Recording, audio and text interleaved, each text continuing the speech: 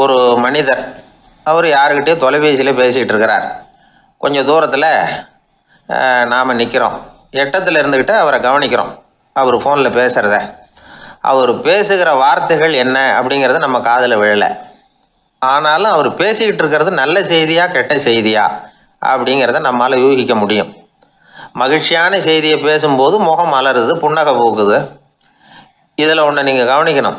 தொலைபேசியில் நாம் பேசுகிறப்போ நம்மோட பேசுகிறவர் எதிரில் இல்லை. அவர் தொலைபேசி வழியாக நம்ம குரலை மட்டும்தான் கேட்க போகிறார். நம்ம முகத்தை அவர் பார்க்க போகிறதில்ல. அப்படி இருந்தும் அப்போ நம்ம முகம் ஏன் மலரணும் அப்படின்னா இதுதான் உடல் மொழி, பாடி லாங்குவேஜ் அப்படின்னு சொல்கிறாங்க. நம்ம அறியாமலேயே நம்ம உடம்பு செய்திகளை தெரிவிக்குது பாருங்க, அதுதான் உடல் மொழி. ஒரு மனிதர் தொலைபேசியில் பேசிக்கிட்டு இருக்கிறத நீங்கள் தூரத்தில் இருந்து கவனிச்சுக்கிட்டே அவர் நண்பரோட பேசுகிறாரா, மனைவியோட பேசுகிறாரா, குழந்தையோட பேசுகிறாரா, இல்லை மேல் அதிகாரிகிட்ட பேசுகிறாரா, அல்லது அவருக்கு கீழே பணிபுரிகிறவர்கள்கிட்ட பேசுகிறாரா அப்படிங்கிறத கண்டுபிடிக்கலாம். அதுக்கு காரணம் அவருடைய உடல் மொழி. இந்த உடல் மொழி கூட நம்ம வாழ்க்கையின் முன்னேற்றத்துக்கு பயன்படும். இதை பற்றியெல்லாம் கூட சில நிபுணர்கள் ஆராய்ச்சி பண்ணி பார்த்துருக்குறாங்க. அவங்க சில விவரங்களை சொல்கிறாங்க. குறிப்பாக ஒருத்தர் தன்னுடைய நாற்காலியில் கிட்டத்தட்ட படுத்துக்காத குறையாக உட்காந்துருக்கிறாருன்னு வச்சுக்கோங்க. எதிர இருக்கிறவர் பேசுறது அவருக்கு பிடிக்கலன்னு அர்த்தமா. தலையை சொரிஞ்சிக்கிறது, வேறு வேறு திசைகளில் பார்க்குறது, கொட்டாவி விடுறது, கால்களை மாற்றி போட்டு உட்கார்றது, களைப்பாக கை விரல்களை அப்படியே பின்னிக்கிறது, அடிக்கடி கடிகாரத்தை பார்க்குறது, இப்படிலாம் ஒருத்தர் பண்ணிக்கிட்டு இருக்கிறாருன்னா நாம் கூடிய சீக்கிரம் அந்த இடத்த விட்டு எழுந்திரிச்சு வந்துடுறது நல்லது. ஏன்னா இதெல்லாம் அவருடைய சலிப்பு, சோர்வு, ஆர்வமின்மை இதுக்கு அடையாளங்கள். நம்முடைய பேச்சு அவரை சலிப்படைய வச்சுட்டுதுன்னு அர்த்தம். அவர் ரொம்பவும் சோர்ந்து போயிட்டாருன்னு பொருள். நம்முடைய பேச்சில் அவருக்கு ஆர்வம் இல்லைன்னு அர்த்தம். அதே நேரத்தில் நாற்காலியின் நுனியில் அமர்ந்து உடலை முன்னுக்கு நகர்த்தி எதிர இருக்கிறவரின் கண்களை பார்த்துக்கிட்டே பேசினாலும் சரி அல்லது பேச்சை கேட்டாலும் சரி, உங்கள் பேரில் மற்றவங்களுக்கு உள்ள பிடிப்பு அதிகரிக்கும். நாம் எப்படிப்பட்டவருங்கிறத நம்ம உடம்பும் நடை உடை பாவனையும் அடுத்தவங்களுக்கு காட்டி கொடுத்துரும். உங்கள் உடம்பு, உங்கள் பார்வை, நடை, உட்கார்ற விதம், இதை வச்சுக்கிட்டே நீங்கள் பொறுப்புள்ளவரா, முரடரா, அலட்சியமானவரா, மரியாதை தெரிஞ்சவரா, அடக்கமானவரா, நம்பிக்கைக்கு உரியவரா, நாணயம் இல்லாதவரா, பயந்தவரா, திறமைசாலியா, அப்பாவியா அப்படிங்கிறதையெல்லாம் கண்டுபிடிச்சிடலாம். அதனால் இந்த உடல் மொழியை புரிஞ்சுக்கிட்டு நம்மளை கொஞ்சம் சரிப்படுத்திக்கிட்டோம்னா வாழ்க்கையில் சுலபமாக பல காரியங்களை சாதிக்க முடியும். ஒரு மனநல மருத்துவமனை, அங்கே ஒருத்தர் ஒரு நாற்காலியில் உட்காந்துக்கிட்டு கார் ஓட்டுறது மாதிரி அப்படி பாவனை பண்ணிகிட்டு இருந்தார். ஸ்டேரிங்கை திருப்புறது மாதிரி, பின்னாடி வர்ற வண்டியை நிற்க சொல்கிறது மாதிரி, அப்புறம் இவர் ஒதுங்கிக்கிட்டு அவருக்கு வழி விடுறது மாதிரி, இப்படிலாம் சேட்டைகள் பண்ணிக்கிட்டு இருந்தார் மனநல மருத்துவமனையில். இதை பார்த்துக்கிட்டு இருந்த ஒருத்தர் பக்கத்தில் இருந்த இன்னொருத்தர்கிட்ட கேட்டார், இவர் ஏன் இப்படி பண்ணுறாரு, இவருக்கு ஏன் அப்படி வந்தது நிலைமை அப்படின்னு சொல்லி அவர் விசாரித்தார். அப்போ அவர் விவரம் சொன்னார். வேற ஒன்றும் இல்லைங்க, இவருக்கு கார் ஓட்டணும்னு ஆசை ரொம்ப காலமாக, அது நிறைவேறாமல் போயிட்டுது. அதுக்கப்புறம் அவர் மனநோயாளியாக மாறிட்டார். இங்கே அழைச்சிட்டு வந்தாங்க. இங்கே அழைச்சிட்டு வந்ததுலேருந்து அப்படி தான் பண்ணிகிட்டு இருக்கிறார். அப்போ கார் ஓட்டுறது மாதிரிலாம் பாவனை பண்ணிகிட்டு இருப்பார், திருப்புறது மாதிரி பண்ணுவார், பின்னாடி வர்றவங்களுக்கு இடம் விடுவார், இப்படிலாம் செய்கிறார் அப்படின்னு விவரம் சொன்னாங்க. நீங்கள் சொல்லப்படாதா, இப்போ நீங்கள் கார் ஓட்டல, வெறும் நாற்காலியில் தான் உட்காந்துருக்குறீங்க அப்படின்னு நீங்கள் சொல்லப்படாதா அவருக்கு அப்படின்னு கேட்டாங்க. அது முடியாதுங்க. ஏன்னா அந்த காரை கழுவுறதுக்காக அவர் தினமும் எனக்கு 10 ரூபா கொடுத்துக்கிட்டு இருக்கிறார் அப்படின்னாராம் அங்கே வேலை செஞ்சுக்கிட்டு இருந்த ஒருத்தர். அதனால் வாழ்க்கையில் நாம் இந்த உடல் மொழியை புரிஞ்சுக்கணும். உடல் மொழிங்கிறது இப்போ ஆரம்பத்தில் சொன்னது மாதிரி அந்த தொலைபேசியில் பேசுகிறவங்கள தூரத்திலேருந்து பார்த்தாவே அவர் யாருக்கிட்ட பேசுகிறார், என்ன பேசுகிறாருன்னு தெரியும். நம்ம முகத்தை நல்லா வச்சுக்கணும். உடல் மொழியை நம்ம புரிஞ்சுக்கிட்டு பயன்படுத்த ஆரம்பித்தோம்னா எந்த முயற்சி பண்ணினாலும் அதில் வெற்றி நிச்சயம். ஊரில் ஒரு சிற்பி இருந்தார். சிற்பின்னா அவர் ரொம்ப திறமையுள்ளவர். அதாவது எங்கேயாவது ஒரு கல் கிடந்தா போதும், அதை அப்படியே எடுத்துகிட்டு வருவார். கொஞ்ச நாள் கழித்து அவர் இடத்துக்கு போய் பார்த்தா அழகாக ஒரு சிற்பம் உட்காந்துருக்கும். இந்த கல்லாக கிடந்தது சிற்பமாக மாறி இருக்கும். அந்த அளவுக்கு பண்ணிவிடுவார் அப்பேற்பட்ட சிற்பி. எப்படிங்க அவ்வளவு மோசமான ஒரு கல்லில் இருந்து இவ்வளவு அழகாக ஒரு சிற்பத்தை உங்களால் வடிக்க முடிஞ்சுது அப்படின்னு கேட்டால், அது ஒன்றும் பெரிய விஷயம் இல்லைங்க. இந்த சிற்பம் ஏற்கனவே அந்த கல்லுக்குள்ளே இருந்தது. இதை சுற்றி இருக்கிற வேண்டாத பகுதிகளெல்லாம் உளியால் கொத்தி எடுத்துவிட்டேன், அவ்வளவுதான் என் வேலை. உடனே உள்ளே இருந்த இது வெளியில் வந்துட்டுது அப்படிம்பார். அந்த அளவுக்கு திறமைசாலி. ஒரு சின்ன பாறை இல்லைன்னா கருங்கல்ல பார்த்துட்டாருன்னா போகிறோம், விடமாட்டார். அந்த கல்லோட அமைப்பை கவனித்து பார்த்துட்டு இதுக்குள்ளே ஒரு வீரன் ஒளிஞ்சிருக்காம்பார். அவர் கண்ணுக்கு அதுக்கு தெரியும். இந்த கல்லுக்குள்ளே ஒரு துறவி உட்காந்துருக்காரும்பார். நமக்கெல்லாம் வெறும் கல்லாக தான் தெரியும். இந்த கல்லுக்குள்ளே ஒரு நடன மங்கை நடனம் ஆடிக்கிட்டு இருக்கா அப்படிம்பார். உடனே அந்த கல்லை கொண்டுகிட்டு வருவார். அவர் சொன்னது மாதிரியே உள்ளே இருக்கிற அவங்களையெல்லாம் வெளியில் கொண்டுகிட்டு வந்துடுவார். அதாவது வேண்டாத பகுதிகளையெல்லாம் கொத்தி எடுத்துருவார். அவர் மொழியில் சொல்லப்போனால், இந்த சிற்பிக்கு ரொம்ப நாளாக மனசுக்குள்ளே ஒரு ஆசை.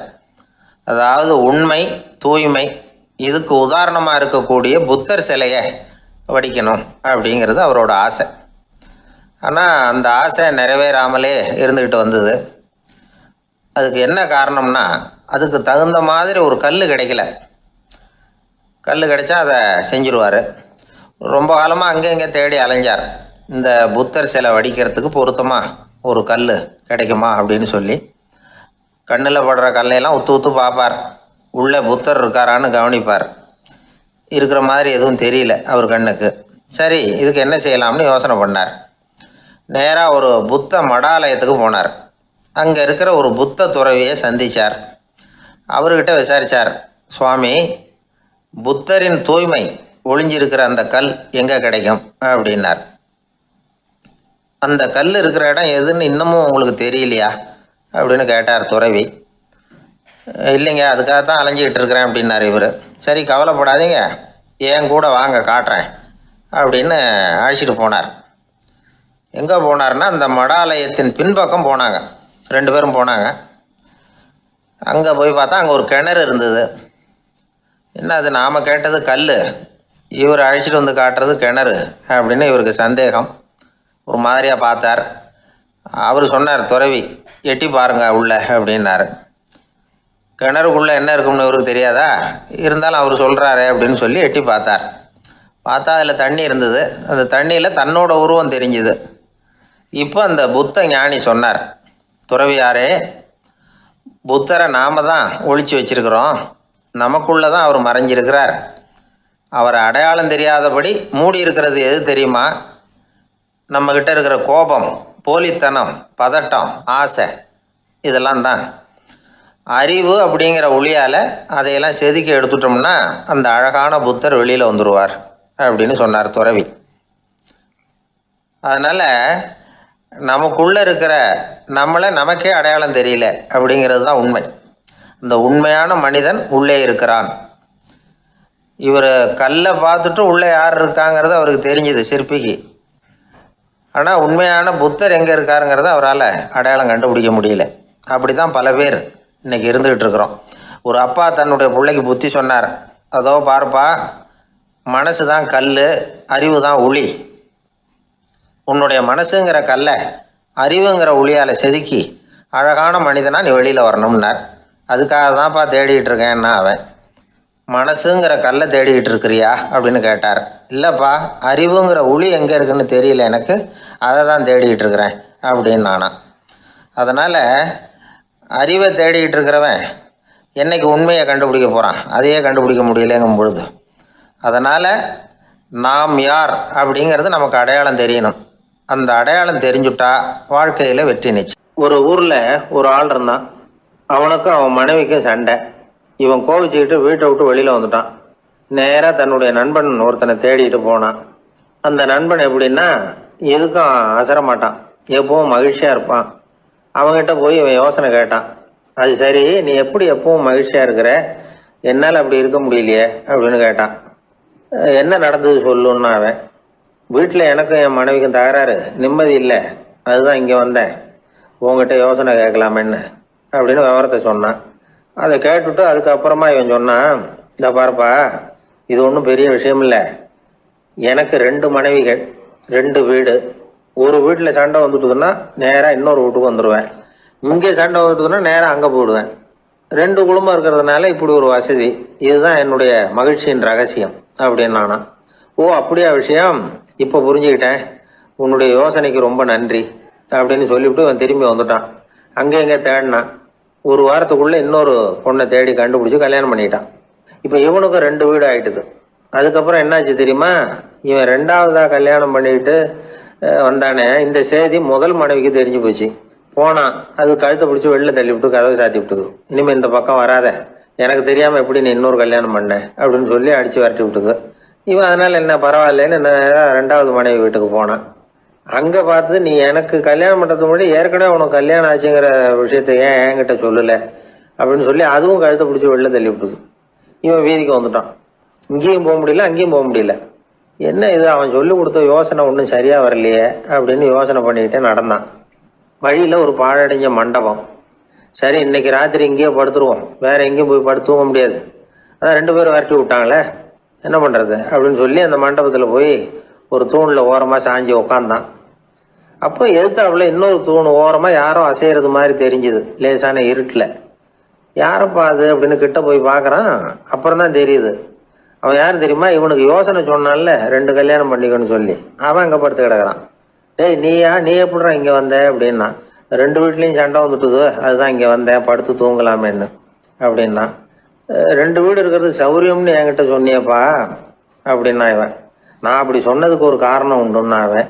என்னடா காரணம்னு கேட்டான். அது வேற ஒன்றும் இல்லை, தினமும் ராத்திரி இல்லை இந்த மண்டபத்தில் தனியாக படுக்கிறதுக்கு எனக்கு பயமாக இருந்தது, எனக்கு ஒரு துணை தேவைப்பட்டது, அதுக்காக தான் உங்ககிட்ட அப்படி ஒரு யோசனை சொன்னேன். இப்போ நீ வந்ததுனால எனக்கு துணை கிடச்சிட்டுது. இப்போ நம்ம 2 பேரும் துணையாக இங்கே படுத்துக்கலாம், நீ அந்த தூணில் சாஞ்சிக்கோ, நான் இந்த தூணில் சாஞ்சிக்கிறேன் அப்படின்னு சொல்லி படுத்து தூங்க ஆரம்பிச்சிட்டானோ. அதாவது நம்ம வாழ்க்கையில் முடிவுகள் எடுக்கிற விஷயத்தில் இந்த ஆள் மாதிரி தான் பல பேர் நடந்துக்கிறோம் அப்படிங்கிறார். அதாவது உலக புகழ்பெற்ற மனோதத்துவ மேதை ஸ்காட் பெக் அப்படிங்கிறவர். அதாவது வீட்டுக்கு தேவையான பொருள்கள் வாங்குறதுலேருந்து கல்யாணம் பண்ணுறது, வீடு கட்டுறது வரைக்கும் அடுத்தவங்க பேச்சை கேட்டு வீணா போகிறவங்க தான் அதிகம். அறிவுரை கேட்கறதுல தப்பு இல்லை, ஆனால் அதுக்கப்புறம் அதை பற்றி சரியாக சிந்திச்சு பார்க்கறது இல்லை, அதுதான் தப்பு. சில பேர் அறிவுரை சொல்கிறதுலேயே ரொம்ப தெளிவாக இருப்பாங்க. ஏன் சார் 2 சம்சாரத்தோட குடும்பம் நடத்துறது ரொம்ப கஷ்டமானு கேட்டாராம் ஒருத்தர். அது எனக்கு தெரியாதுங்க அப்படின்னாராம் அவர். ஏன்னு கேட்டிருக்கார். ஏன்னா எனக்கு 3 சம்சாரம் அப்படின்னாராம் அவர். எனக்கு ஒரு நண்பர், அவர் ஒரு வழக்கறிஞர். ஒரு நாள் அவர்கிட்ட பேசிக்கிட்டு இருந்தேன். அப்போ கேட்டேன், ஏன் சார் நீங்கள்லாம் கோர்ட்டில் வாதாடுறப்போ கருப்பு நிற அங்கி அணியிறீங்களே, அதுக்கு என்ன காரணம், சட்டத்துக்கும் கருப்பு கலருக்கும் என்ன சம்பந்தம் அப்படின்னு கேட்டேன். அது ஒரு சுவாரஸ்யமான கதைன்னார் அவர். சொல்லுங்களேன் அப்படின்னு அவர் சொன்னார். கிபி 1694 வருஷத்தில் இங்கிலாந்து அரசி 2வது மேரிங்கிறவர் இறந்து போனார். அந்த ராணியோட கணவர் 3ஆம் வில்லியம், அவரு ஒரு உத்தரவு போட்டாராம், அரசியோட மறைவுக்கு அனுதாபம் தெரிவிக்கிற வகையில் வழக்குரைஞர்கள் எல்லாரும் கருப்பு நிற அங்கி அணியணும் அப்படின்னு. அன்னைக்கு ஆரம்பித்த அந்த பழக்கம் அதுக்கப்புறம் மாறவே இல்லையாம், இன்னைக்கும் தொடருது. வழக்குரைஞர்கள்லாம் முதல்ல கருப்பு அங்கி மட்டும்தான் அணிஞ்சாங்களாம். அதில் ஒரு சின்ன சங்கடம், ஏற்கனவே உடம்பு கருப்பாக இருக்கிறவங்க அதுக்கு மேலே கருப்பு ட்ரெஸ் வேறு போட்டுக்கிட்டா முகம் பளிச்சுன்னு தெரியாது இல்லையா. அதனால் முகம் பளிச்சுன்னு தெரியறதுக்காக அவங்கெல்லாம் வெள்ளை நிற பட்டியை அணிய ஆரம்பித்தாங்களாம். இப்படி தான் இங்கிலாந்தில் அந்த பழக்கம் ஆரம்பமாயிருக்குது.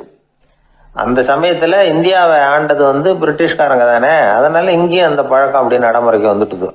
அதே மாதிரி சர்ச்சிலின் மூதாதையரான மார்ல்பரோ பிரபுவின் ஞாபகார்த்தமாக நீதிபதிகள் இந்த வெள்ளை குள்ளாய் அணிகிற முறை பழக்கத்துக்கு வந்துதான்.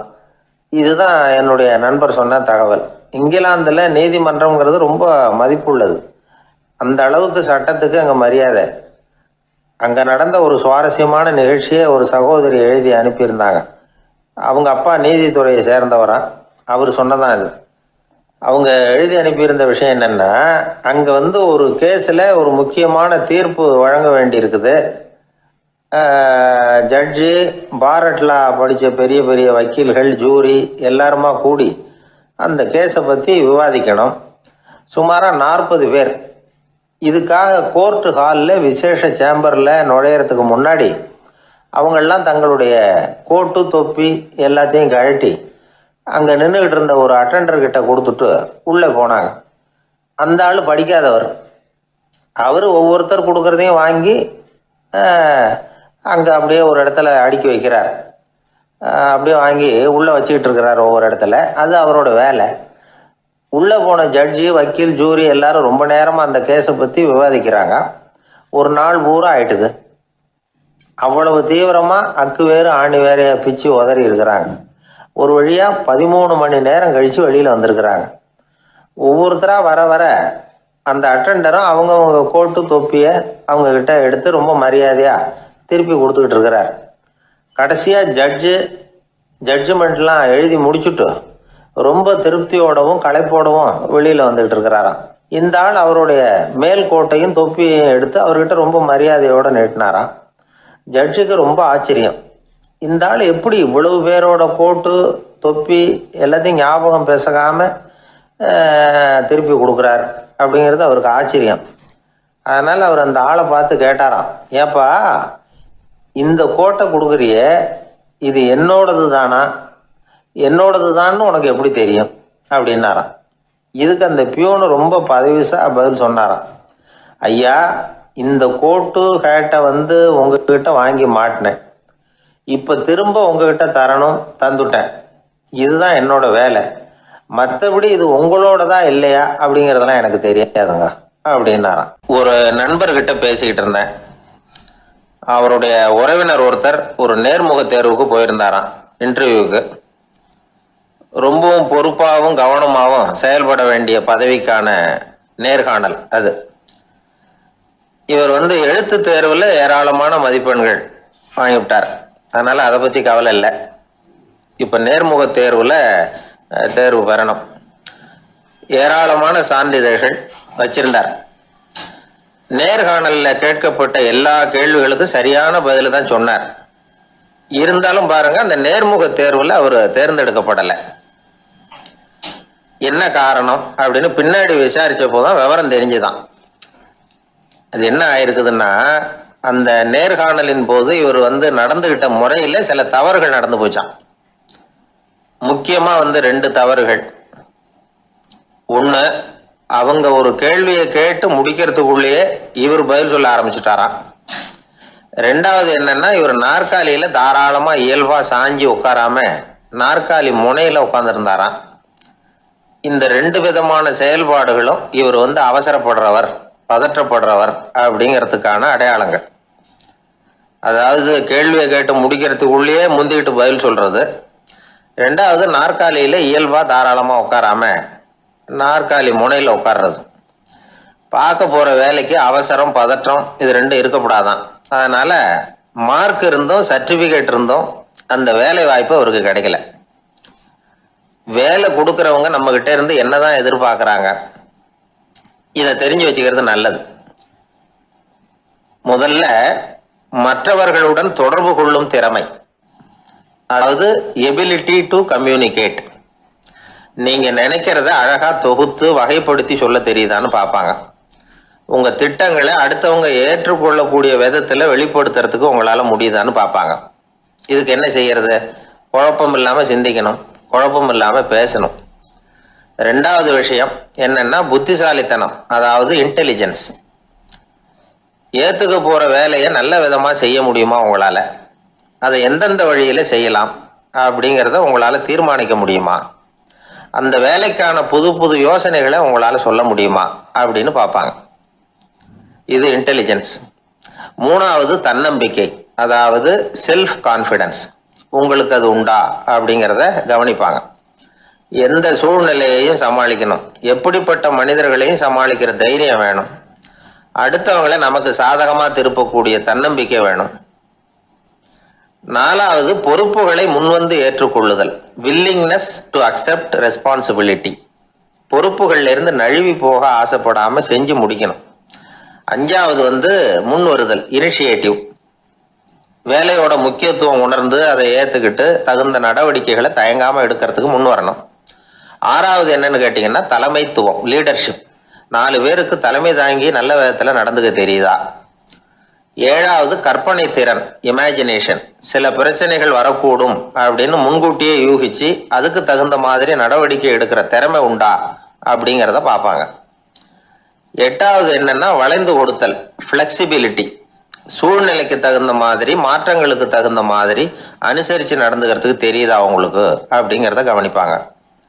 அடுத்தது திறமைகளை வெளிக்கொணரும் திறமை, இன்டர்பர்சனல் ஸ்கில்ஸ். அடுத்தவங்க கிட்ட இருக்கிற திறமையை கண்டுபிடிச்சி அதை நல்ல விதத்துல ஊக்கப்படுத்தி பயன்படுத்த தெரியுதா அப்படின்னு பார்ப்பாங்க. ஆறாவது சுய அறிவு, செல்ஃப் நாலேஜ். அடுத்தவங்க நம்மளை பத்தி என்ன நினைக்கிறாங்க அப்படிங்கிறத நம்மளால புரிஞ்சுக்க முடியுதாங்கிறது முக்கியம். அடுத்தது போட்டி மனப்பான்மை, காம்படிட்டிவ்னஸ். அடுத்தவங்களை ஒப்பிட்டு பார்த்து அதை விட ஒரு படி மேலே வரணுங்கிற குணம் வேணும்.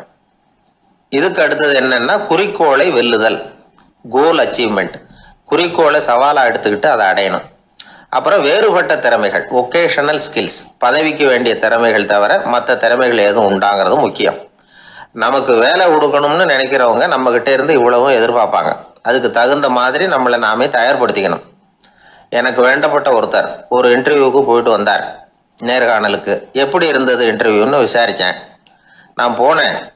அவர் கேட்ட எல்லா கேள்விக்கும் அவர் எதிர்பார்த்தது மாதிரியே எல்லா பதிலையும் சொன்னேன். கடைசியா நான் எதிர்பார்க்காத ஒரு தகவலை அவர் சொன்னார் அப்படின்னார். என்னன்னு கேட்டேன். அவரும் என்ன மாதிரியே இன்டர்வியூக்கு வந்தவர் தானா, சும்மா என்ன கேள்வி கேட்டுக்கிட்டு உட்காந்துருந்தாராம் அப்படின்னார். அதனால ஒரு நேர்காணலுக்கு போறதுக்கு முன்னாடி என்ன எதிர்பார்க்கறாங்க அப்படிங்கறத தெரிஞ்சுக்கிட்டு போனா வெற்றி நிச்சயம். ஊர்ல ஒரு ஞானி இருந்தார். ஒரு நாள் அவரை தேடிட்டு ஒருத்தர் வந்தார். வந்தவர் ஞானியை பார்த்து ஒரு கேள்வி கேட்டார். ஐயா, உங்களுடைய சாதனை என்ன? இதுதான் அவர் கேட்ட கேள்வி. இதை கேட்டதும் அந்த ஞானி நிமிர்ந்து இவரை பார்த்தார். அப்புறம் சொன்னார், அது ஒன்றும் பெரிய விஷயம் இல்லை, அது ரொம்ப எளிமையான ஒண்ணு. எப்போ எனக்கு பசிக்குதோ அப்போ நான் சாப்பிட்டுருவேன், எப்போ எனக்கு தூக்கம் வருதோ அப்போ நான் தூங்கிடுவேன், அவ்வளவுதான் அப்படின்னார்.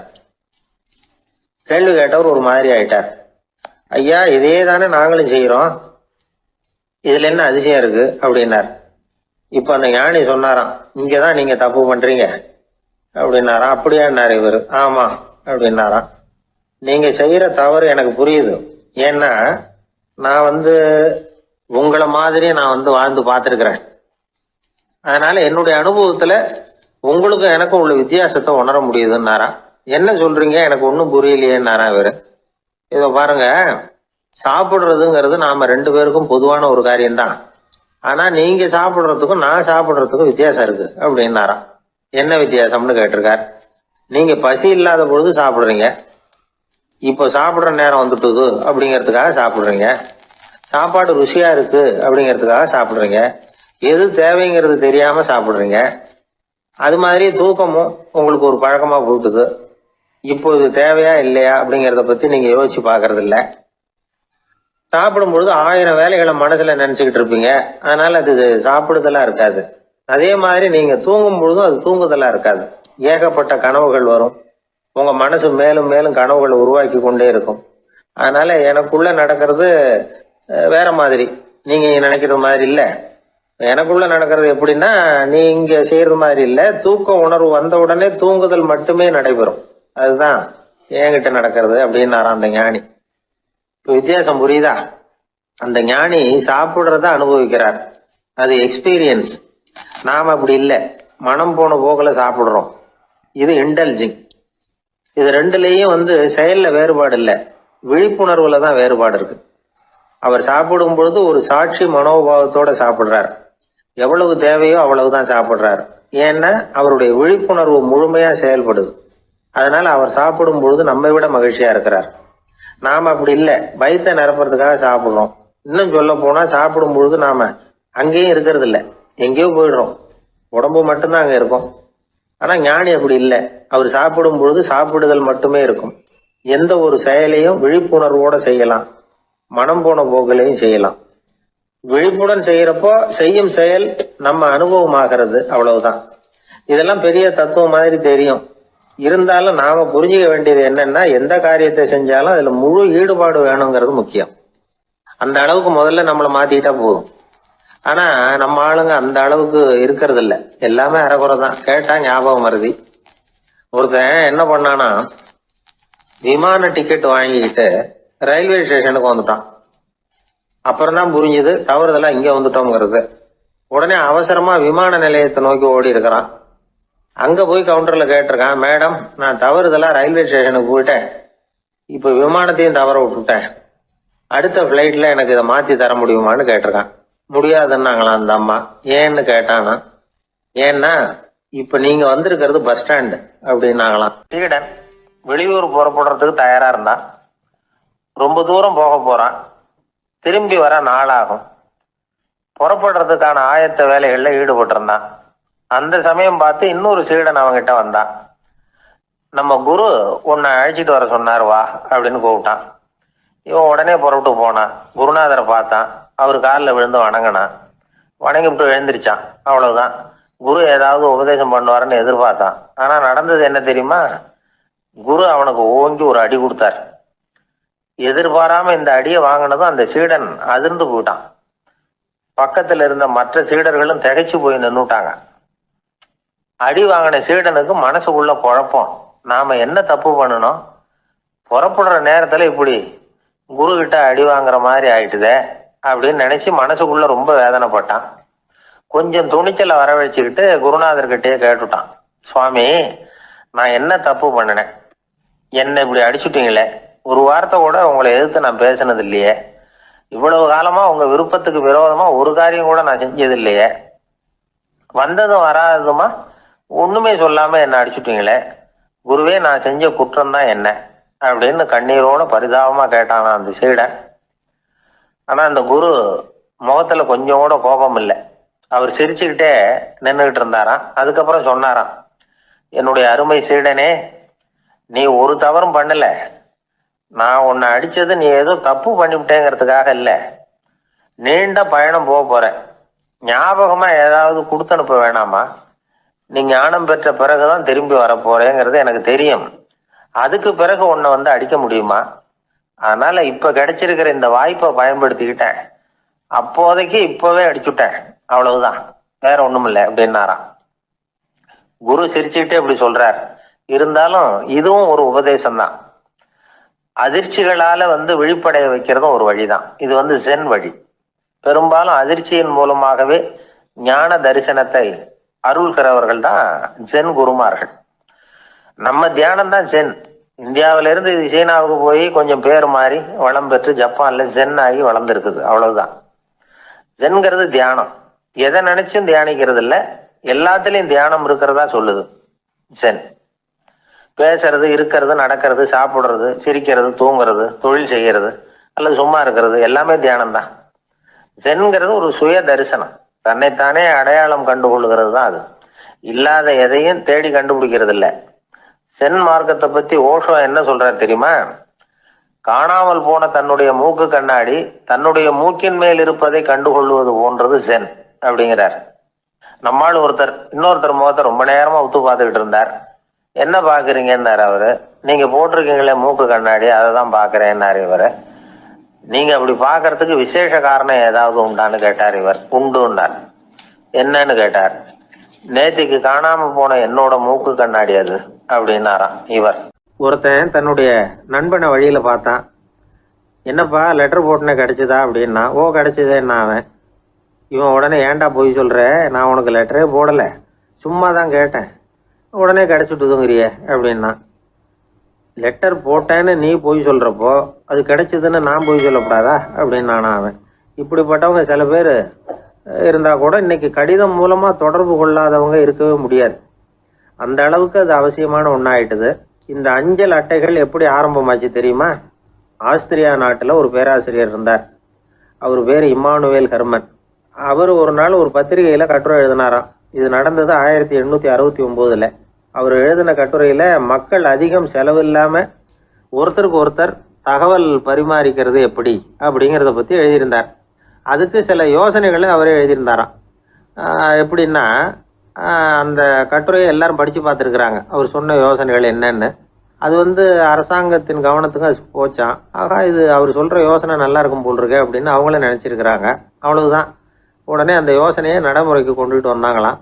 பேராசிரியர் இம்மானுவேல் ஹெர்மனின் யோசனைப்படி அச்சடிச்ச அரசு முத்திரையோட அரசாங்கம் அஞ்சல் அட்டைகளை வெளியிட ஆரம்பிச்சுதான். 1869 அக்டோபர் 7ஆம் தேதி இது நடந்திருக்கு. உலகின் முதல் அஞ்சல் அட்டை வெளிவந்த நாள் அது. அப்பதான் அதுக்கு பேர் என்ன தெரியுமா? அதாவது கரஸ்பாண்டிங் கார்டு அப்படின்னு பேராது. அதுக்கப்புறம் என்ன ஆச்சுன்னா உடனடியாக அமெரிக்காவிலேயே இது மாதிரியான கார்டுகளை வெளியிட ஆரம்பிச்சிட்டாங்க. அங்கே இதுக்கு என்ன பேர் தெரியுமா? Postal card. அதுக்கப்புறம் 1870 இங்கிலாந்துலேயும் இதை வெளியிட்டாங்களாம்.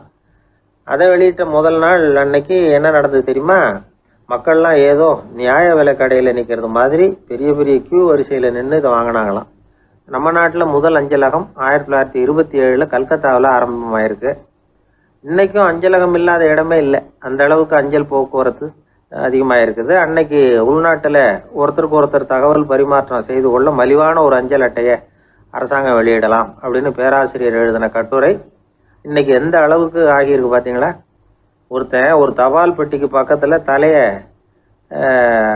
வச்சுக்கிட்டு அவன் பாட்டுக்கு நின்றுட்டு இருந்திருக்கான். அங்கே இருந்து இன்னொருத்தன் கேட்டிருக்கான், என்ன ஆச்சுன்னு.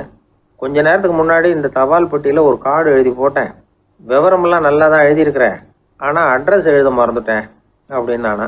உடனே அவன், அதுக்காக கவலைப்படாத, நான் போட்ட கார்டில் அட்ரஸ் எல்லாம் பின்கோடு உள்பட கரெக்டாக எழுதியிருக்கேன், ஆனால் விவரம் எழுத மறந்துட்டேன் நானா. கவலைப்படாத, கொஞ்ச நேரத்தில் தபால்காரர் வருவார், பெட்டியை திறந்ததும் நம்ம லெட்டரை கேட்டு வாங்கிக்கலாம்னா ஒருத்தன்.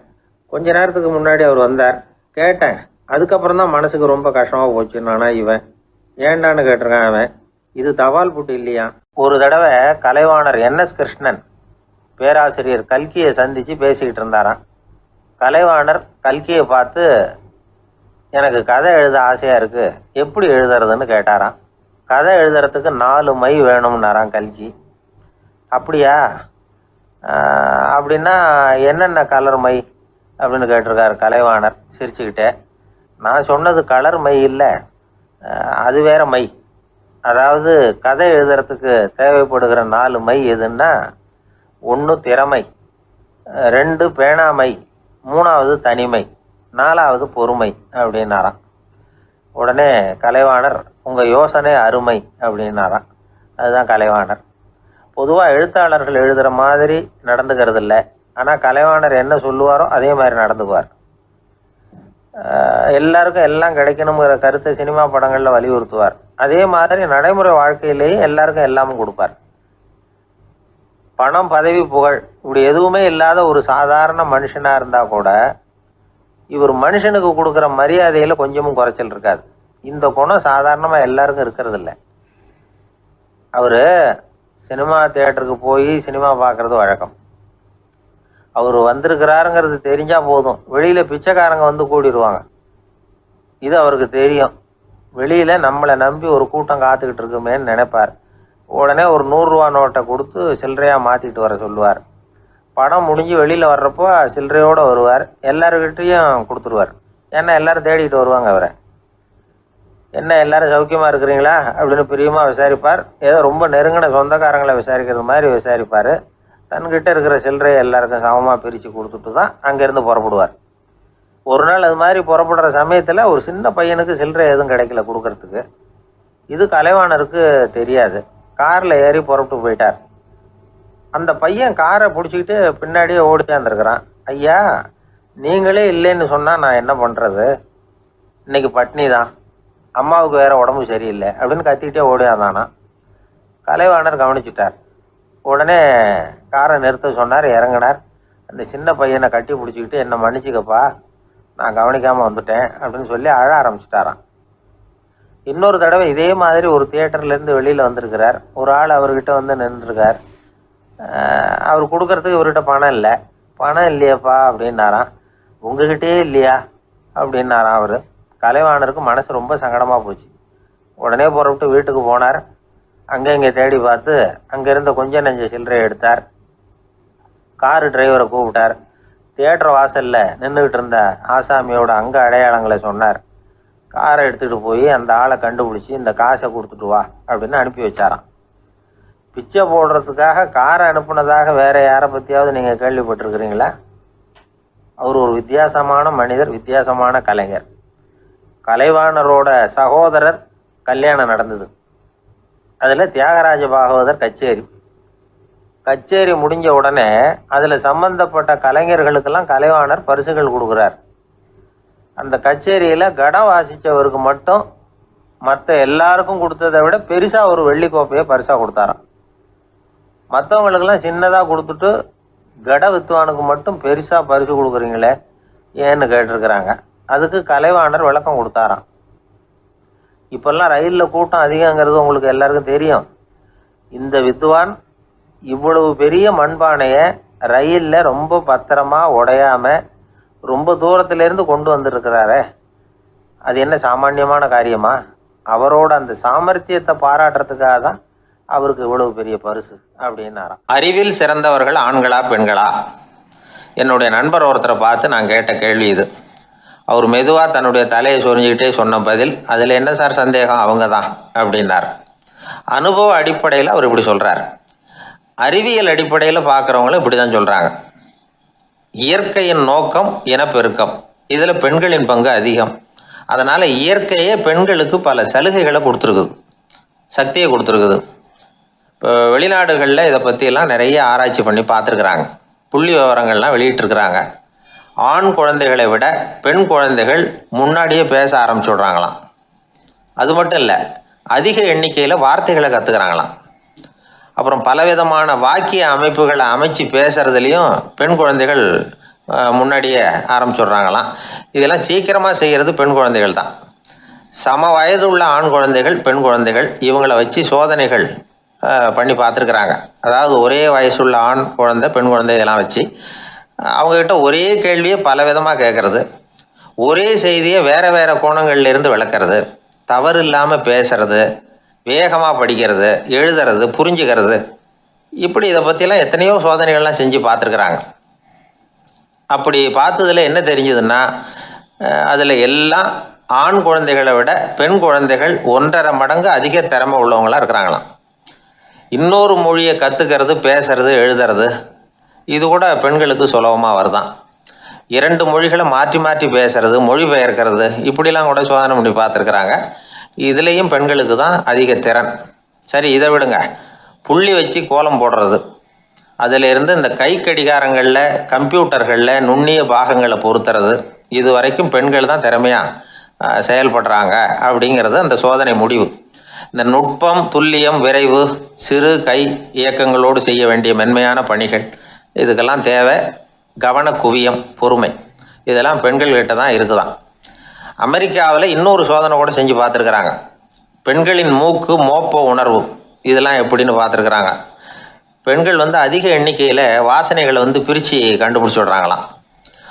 ஆண்களால் அந்த அளவுக்கு முடியலையாம். சரி, காது எப்படின்னா செவிப்புலன் உணர்வும் பெண்களுக்கு தான் அதிகமாக.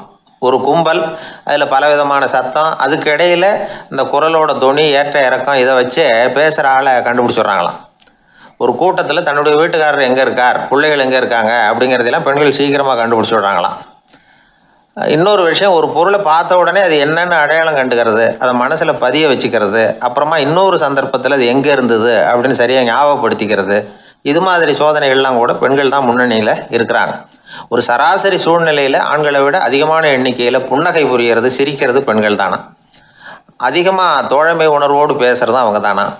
2 பெண்கள் பேசிகிட்டு இருக்கிறதையும் பாருங்கள், அதே மாதிரி 2 ஆண்கள் பேசிகிட்டு இருக்கிறதையும் பாருங்கள். ஆண்கள் ஒரு அடி தள்ளியே நின்று பேசிகிட்டு இருப்பாங்க. மருத்துவர்களை எடுத்துக்கொள்ளுங்கள், அதாவது சிரிச்ச முகத்தோட நோயாளிகள்கிட்ட பரிவோடு பேசுறதுல பெண் டாக்டர்கள் தான் அதிகம். இதுவரை சொல்லப்பட்டது எல்லாமே அறிவியல் பூர்வமான செய்திகள். அதனால் இளம் பெண்கள் வாழ்க்கையில் சோர்வடைய தேவையில்லை. இயற்கையே நமக்கு சாதகமாக இருக்குது, எல்லாம் முடியும் நம்மால் அப்படிங்கிறத அவங்க புரிஞ்சுக்கணும். ஒரு பையன் தன்னுடைய அப்பா அம்மா திருமண ஆல்பத்தை புரட்டிக்கிட்டே இருந்தான். அப்புறம் அம்மாகிட்ட கேட்டான், அம்மா இது யார் சின்ன வயசில் எடுத்ததா, இது என்னன்னு தெரியலையே, இந்த படத்தில் அழகாக மீசை வச்சுக்கிட்டு சிரிச்சுக்கிட்டு நிற்கிறது யார் அப்படின்னு கேட்டான். அதுதான்டா அவங்க அப்பான்னாங்க அந்த அம்மா. அப்படின்னா இப்போ நம்ம வீட்டில் நரைச்ச தலையோடு அழுது வடிஞ்சிக்கிட்டு இருக்காரு ஒருத்தர், அவர் யாருன்னு கேட்டானா. இது பையனுடைய புத்திசாலித்தனம். பெண் பிள்ளைகள் அப்படி கேட்கறதில்ல.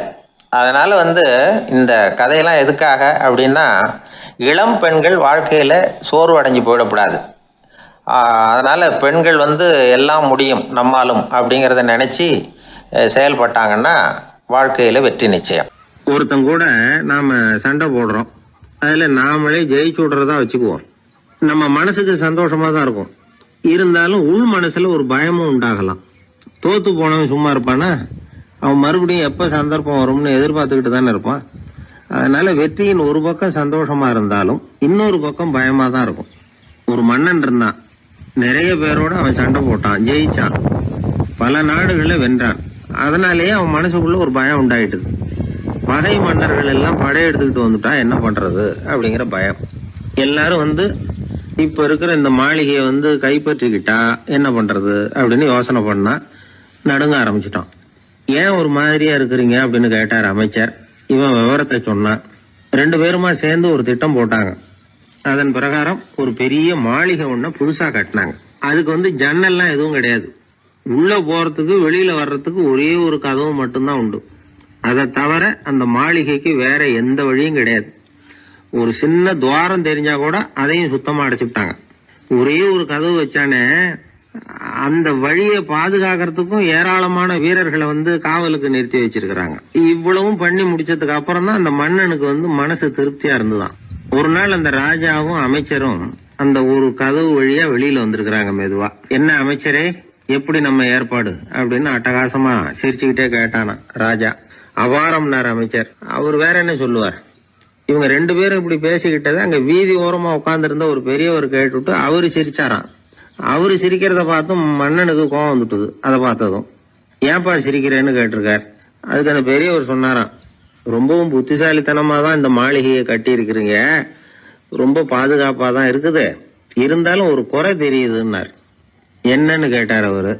வேற வழியே வைக்காம மாளிகை கட்டின நீங்க என்னத்துக்காக ஒரே ஒரு வழி மட்டும் வச்சிருக்கிறீங்க, அந்த வழியா எதிரிகள் நுழைஞ்சுட்டா என்ன பண்ணுவீங்க அப்படின்னார்.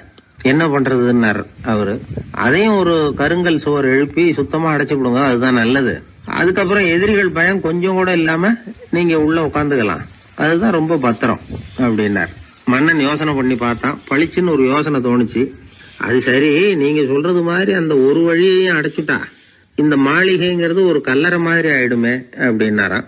இப்ப மட்டும் இது எப்படி இருக்குதுன்னு நினைக்கிறீங்க, கல்லறை மாதிரி தானே இருக்குது அப்படின்னார் பெரியவர். எதிரி உங்களை சாகடிக்கலைன்னாலும் நீங்களா ஒரு நாள் சாகத்தானே போறீங்க அப்படின்னார். அதுக்கப்புறம் கொஞ்சம் விளக்கமும் கொடுத்தார். உங்க மாளிகையில எவ்வளவு ஜன்னல்களும் கதவுகளும் இருக்குதோ அந்த அளவுக்கு வெளி உலகத்தோட உங்களுக்கு தொடர்பு இருக்கு, அந்த அளவுக்கு உங்க வாழ்க்கையில ஒரு இயக்கம் இருக்குது. கதவுகளை மூட மூட வாழ்க்கையும் அடப்பட்டு போடும். நான் கூட ஒரு காலத்துல மாளிகையில தான் இருந்தேன். அதோட சுவர்கள் இருந்ததுல அதை எவ்வளவுதான் தள்ளி தள்ளி போட்டாலும் என்னுடைய வாழ்க்கைக்கு அதெல்லாம் ஒரு எல்லை கோடுகள் மாதிரி தெரிஞ்சுது. அதை உணர்ந்தேன். வாழ்வுக்கு எல்லையே இருக்கக்கூடாதுன்னு நினைச்சேன். அதனாலதான் இப்படி இங்க உட்காந்துட்டேன். இப்ப என்னுடைய வாழ்வுக்கு வானம்தான் கூரை, இந்த நிலம்தான் என்னுடைய மாளிகை.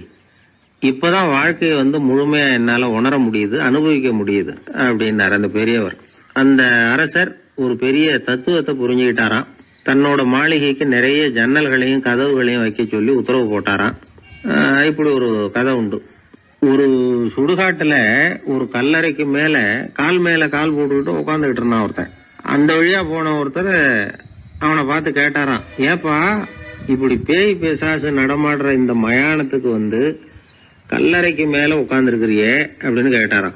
எவ்வளவு காலம் தாங்க உள்ளேயே இருக்கிறது, ஒரே புழுக்கமா இருந்தது, அதுதான் காத்து வாங்கலாம்னு வெளியில உட்கார்ந்து இருக்கிறேன் அப்படின்னு நானா. அந்த எப்பவும் சுத்தமா இருக்கணும், அதுதான் நல்லதுன்னாரு ஒருத்தர். நான் அப்படித்தான் சார் இருக்கிறேன், தினம் 2 வேளை சோப்பு போட்டு குளிக்கிறேன் இன்னொருத்தர். உடம்பு மட்டும் சுத்தமா இருந்தா போதாது சார், மனசும் சுத்தமா இருக்கணும்னாரு அவரு. மனசை சுத்தப்படுத்துறதுக்கு என்ன சோப்பு சார் போடலான்னு கேட்டாரு இவர். ஆன்மீகம்ங்கிற சோப்பு தான் அதுக்கு பொருத்தம்னாரு அவர். ஆன்மாவை மேம்படுத்துகிற ஒரு முயற்சி தான் ஆன்மீகம்ங்கிறது. அந்த முயற்சியை எப்படி பண்றது? மனசுக்குள்ள குந்தி இருக்கிற வேண்டாத விருந்தாளிகளை எல்லாம் வெளியேற்றணும். வேண்டாத விருந்தாளிகள்ல முக்கியமான ஒருத்தர் யாருன்னா அவர் பேர் பொறாமை. இவரு நம்ம மனசுக்குள்ள இருக்கிற வரைக்கும் நாம நிம்மதியா இருக்க முடியாது. ஒரு குருநாதர் இருந்தார், அவர்கிட்ட 2 சீடர்கள் இருந்தாங்க. 2 பேரும் ஆரம்பத்துல ஒருத்தருக்கு ஒருத்தர் நல்லபடியா தான் பழகிட்டு இருந்தாங்க. ஆனாலும் என்னமோ தெரியல, கொஞ்ச நாள்ல இந்த 2 பேர்ல ஒருத்தன் மனசுக்குள்ள பொறாமைங்கிற விருந்தாளி உட்கார ஆரம்பிச்சுட்டார். அந்த சீடனும் அதுக்கு இடம் கொடுத்துட்டான். குரு கிட்ட தான் நல்ல பேர் வாங்கணும் அப்படின்னும் தன்னுடைய நண்பன் கெட்ட பேர் வாங்கணும் அப்படின்னு அவனுக்கு ஒரு ஆசை வந்துட்டுது. என்ன பண்ணலாம்னு யோசனை பண்ணான். ஒரு நாள் விடியற் காலையில எழுந்திருச்சான். நேரா குரு கிட்ட போய் அவர் முன்னாடி நின்னான். குருவே, என்ன பாருங்க, நான் எவ்வளவு சீக்கிரமா எழுந்திருச்சு குளிச்சு முடிச்சுட்டு உங்களை வணங்குறதுக்காக நிக்கிறேன். ஆனா அவன் இருக்கானே, இன்னமும் கண்ணு முழிக்கவே இல்லை, தூங்கிக்கிட்டே இருக்கிறான், தூங்கு மிஞ்சி அப்படின்னா. குருநாதர் நிமிந்து பார்த்தார். அப்படியா? அப்படின்னா நீயும் கூட அவன மாதிரியே தூங்கி இருந்தா நல்லா இருந்திருக்குமேன்னார் ரொம்ப பொறுமையா. என்னது, நாம எவ்வளவு தீவிரமா ஒரு விஷயத்த சொல்றோம், அதுக்கு நம்ம குருநாதர் ரொம்ப பொறுமையா இப்படி சொல்றாரு அப்படின்னு நினைச்சான். ஆச்சரியமா அவரை பார்த்தான். குருநாதர் சொன்னார், ஆமாப்பா, நீயும் தூங்கிக்கிட்டு இருந்திருந்தா அடுத்தவனை பத்தி குறை சொல்றதுக்கு இங்க வந்திருக்க வேண்டிய அவசியம் இருந்திருக்காது, அதனால அப்படி சொன்னேன் அப்படின்னாராம். சீடன் யோசிக்க ஆரம்பிச்சான். அர்த்தம் புரிஞ்சது. உடனே பொறாமைய மனசுல இருந்து தூக்கி எறிஞ்சுட்டானாம். மனசு சுத்தமாயிட்டுது. மனசுக்குள்ள இருந்து விரட்ட வேண்டிய இன்னொரு விருந்தாளி, அவர் பேர் கோபம். சினம் தன்னையே கொன்னுடும் அப்படிங்கிறார் வள்ளுவர். கோபத்துக்கு மனசுல இடம் கொடுக்காத சில பெரியவர்களும் உண்டு. ஒருத்தர் இருந்தார். அவர் ஒரு சமயம் கோதாவரி நதியில போய் குளிச்சுட்டு திரும்பி வந்துட்டு இருக்கிறார். ஒரு பெரியவர் வர்ற வழியில ஒரு மரத்து மேல உட்கார்ந்து இருந்த ஒருத்தன் அவர் மேல துப்பி போடுறான். இவர் உடனே திரும்பி போய் மறுபடியும் குளிச்சுட்டு வர்றார். அப்பவும் துப்புறான். அவர் கோவப்படல, பேசாம மறுபடியும் திரும்பி போய் குளிச்சுட்டு வர்றாரு. இப்படி பல தடவை நடந்துகிட்டே இருக்குது. ஒரு கட்டத்துல இந்த ஆளு தோத்து போய் அவர் காலிலேயே விழுறான். ஆச்சரியப்பட்டு கேக்குறான், அது எப்படிங்க நீங்க கோவப்படாம இருக்கிறீங்களே, அது எப்படி அப்படின்னா, அதுக்கு அந்த பெரியவர் சொன்னாராம், நான் கோவப்பட்டிருந்தா என் மனசு அசுத்தமா இருக்கும். உடம்பு அசுத்தமான குளிச்சு சுத்தப்படுத்திக்கலாம், மனசை அப்படி சுத்தப்படுத்த முடியாது, அது கொஞ்சம் கஷ்டம் அப்படின்னாராம். ஆக கூடி மனசு அசுத்தமாகாம பாத்துக்க வேண்டியது நம்ம கடமை. மனசை அசுத்தப்படுத்துற இன்னொரு விஷயம் சுயநலம். ஒரு சுயநலவாதி ஆத்துல விழுந்துட்டார், சுழல்ல சிக்கிக்கிட்டார். இன்னொரு சுயநலவாதி கரையில இருந்து இதை பார்த்தார். ஒரு கயத்தை தூக்கி போட்டு அதை புடிச்சுக்க சொல்லி கரையில இழுத்து காப்பாத்தினார். அவரு கரையில ஏறின உடனே இவரை பார்த்து, என்ன காப்பாத்தினதுக்காக உங்களுக்கு 50 காசு கொடுக்கலாம்னு பாக்குறேன், ஆனா என்கிட்ட 1 ரூபாயா இருக்கு, சில்லறையா இல்ல அப்படின்னாராம். உடனே காப்பாத்தினவர் இவரை பார்த்து, அப்படின்னா நீங்க இன்னொரு தடவை தண்ணியில விழுந்துருங்க, நான் காப்பாத்துறேன், 1 ரூபாயா கொடுத்துடலாம் அப்படின்னாராம். இப்படிப்பட்டவங்க எல்லாம் எத்தனை தடவை தண்ணியில விழுந்தாலும் மனசு சுத்தமாக போறதில்லை. இந்த உலகத்துல 7 வகையான மனிதர்கள் இருக்கிறாங்களாம். டாக்டர் எட்வர்டு பாஷ் அப்படிங்கிறவர் சொல்றார், மனிதர்களோட மனோநிலை அடிப்படையில அவங்கள 7 வகையா பிரிக்கலாம்ங்கிறார் அவர். அது எப்படி தெரியுமா? முதல் வகை பயந்த குணம் உள்ளவர்கள். சார் ரொம்ப பயந்த சுபாவம், வீட்டுல கூட வாயை திறக்க மாட்டார், சாப்பிட போறப்ப மட்டும்தான் கொஞ்சம் வாயை திறப்பார் அப்படிங்கிறோம்ல, அவங்க எல்லாம் இந்த ரகம். 2வது வகை எப்படின்னா சஞ்சலப்படுகிறவர்கள். எதுக்கு எடுத்தாலும் கலக்கம் குழப்பம், இப்படியே காலம் தள்ளுறவங்க பல பேர் பார்த்திருப்பீங்க, அவங்க எல்லாம் இந்த ரகம். 3வது வகை எப்படின்னா யதார்த்த உலகை மறந்து கற்பனை உலகத்திலேயே மிதக்கிறவங்க. இளைஞர்கள், கவிஞர்கள், இப்படி பல பேர் இருக்கிறாங்க. எப்ப பார்த்தாலும் கற்பனை உலகத்திலேயே மிதந்துகிட்டு இருப்பாங்க. கிட்டத்துல போய் என்னங்க ஒரு மாதிரியா இருக்கிறீங்களே அப்படின்னு கேட்டு பாருங்க, ஒரு அற்ப புழுவை பாக்குறது மாதிரி உங்களை பார்ப்பாங்க. அதுவும் அந்த வானத்து நிலா என்னை வாவென்று அழைக்கிறது, எனக்கு விரைவில் ஒரு நாள் சிறகுகள் முளைக்கும், சிறகடித்து பறந்து செல்லுவேன், என் செல்ல நிலாவை கொஞ்சி விட்டு திரும்பி வருவேன், அப்படி இப்படின்னு பேச ஆரம்பிச்சிருவாங்க. கொஞ்சிறது அப்புறம் இருக்கட்டும்ப்பா, இப்ப கஞ்சிக்கு வழிய பாருடா அப்படின்னா அதை காதல வாங்க மாட்டான். 4வது வகை மனிதர்கள் எப்படின்னா தனிமை உணர்வு மிக்கவர்கள். இவங்கெல்லாம் மற்றவங்களோட சகஜமா நெருங்கி பழகிறது இல்ல, தான் உண்டு தன்னுடைய வேலை உண்டுன்னு போறவங்க. அடுத்த வீட்டுல இருக்கிறது யாருன்னு கேட்டா கூட அடுத்த வீடுன்னு ஒண்ணு இருக்கா அப்படின்னு கேட்பாங்க. அவங்க கிட்ட மேற்கொண்டு என்னத்தை பேசுறது. 5வது வகை மனிதர்கள் எப்படின்னா மற்றவர்கள் செல்வாக்குக்கு உட்பட மறுப்பவர்கள். அடுத்தவங்க செல்வாக்குக்கு இவங்க ஆட்படுறது இல்ல. நான் யார் தெரியுமா அப்படின்னு கேட்டா அதை தெரிஞ்சுக்கிட்டு எனக்கு என்ன ஆக போகுது அப்படிம்பாங்க. 6வது வகை எப்படின்னா எப்பவும் எதுலயும் பற்று இல்லாம இருக்கிறவங்க. இது ஒரு துறவு மனப்பான்மை. இயல்பாவே சில பேர் இப்படி இருக்கிறது உண்டு, அவங்களுக்கு எதுலயுமே ஒரு ஈடுபாடு இருக்காது.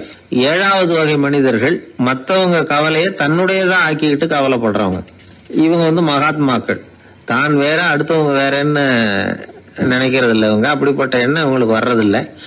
அதனால அடுத்தவங்களுக்கு ஒரு கஷ்டம் வந்தா அதை தன்னுடைய கஷ்டமாக எடுத்துக்கிட்டு கவலைப்படுறவங்க இவங்க. ஆக கூடி இப்படி 7 வகையான மனிதர்களை அடையாளம் காட்டுறார் அந்த நிபுணர். நாம இதுல எந்த அகத்துல வர்றோங்கிறத நாம தான் அடையாளம் கண்டுபிடிச்சுக்கணும். எனக்கு தெரிஞ்ச ஒரு மனிதர் உண்டு. அவர் ஒரு வித்தியாசமான டைப்பு. எதையும் பிராக்டிக்கலா யோசிக்கிறவர். எப்பவும் அடுத்தவங்களுக்கு ஒன்றும் பண்ண மாட்டார். ஆனா நினைக்கிறது என்னன்னா அடுத்தவங்களும் நல்லா இருக்கணும், நாமளும் சந்தோஷமா இருக்கணும் அப்படின்னு ஆசைப்படுறவர். அவருக்கு ஒரு சமயம் திடீர்னு உடம்பு சுகம் இல்லாம போட்டுது. டாக்டர் கிட்டத்துல போனார், பணம் கொடுத்தார், வைத்தியம் பார்த்தார். அவரு எழுதி கொடுத்த மருந்து சீட்டை வாங்கிட்டார்.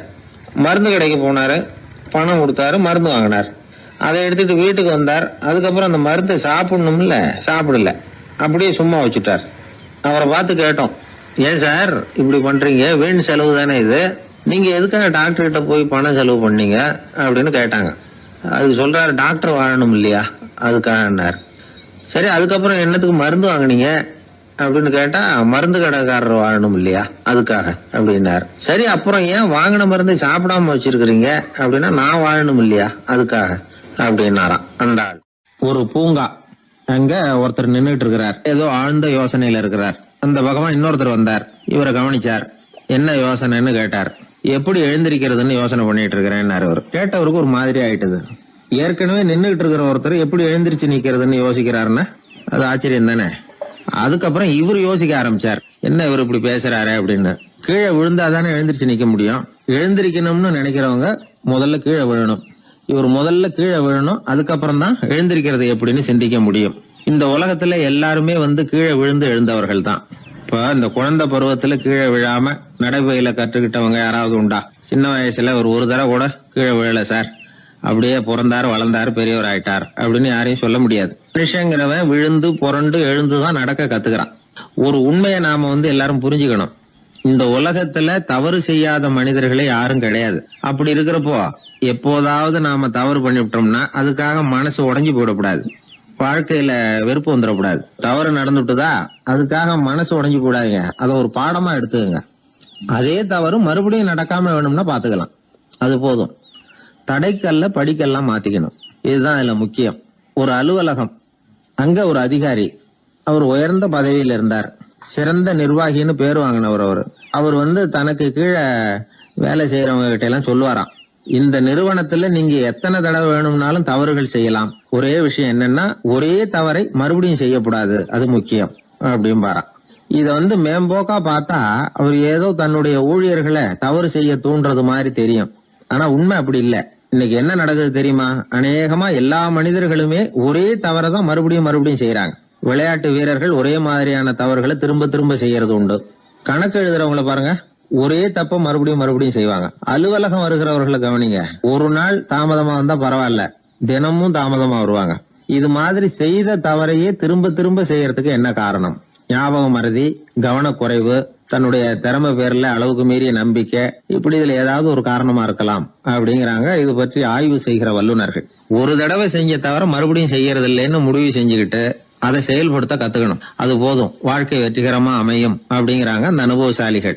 அதனால வெற்றிகரமா வாழ்க்கையில நடைபோட விரும்பும் இளைஞர்கள் தவிர்க்க வேண்டியது என்னன்னா, முதல்ல சோம்பலை தவிருங்கள், சுறுசுறுப்பாக இயங்குங்கள் அப்படிங்கறது அவங்க அறிவுரை. 2வது ஞாபக மறதி, எந்த செயல்லையும் ஈடுபாடு வேணும், அக்கறை வேணும். 3வது கவனக்குறைவு, எதையும் அலட்சியப்படுத்தக்கூடாது.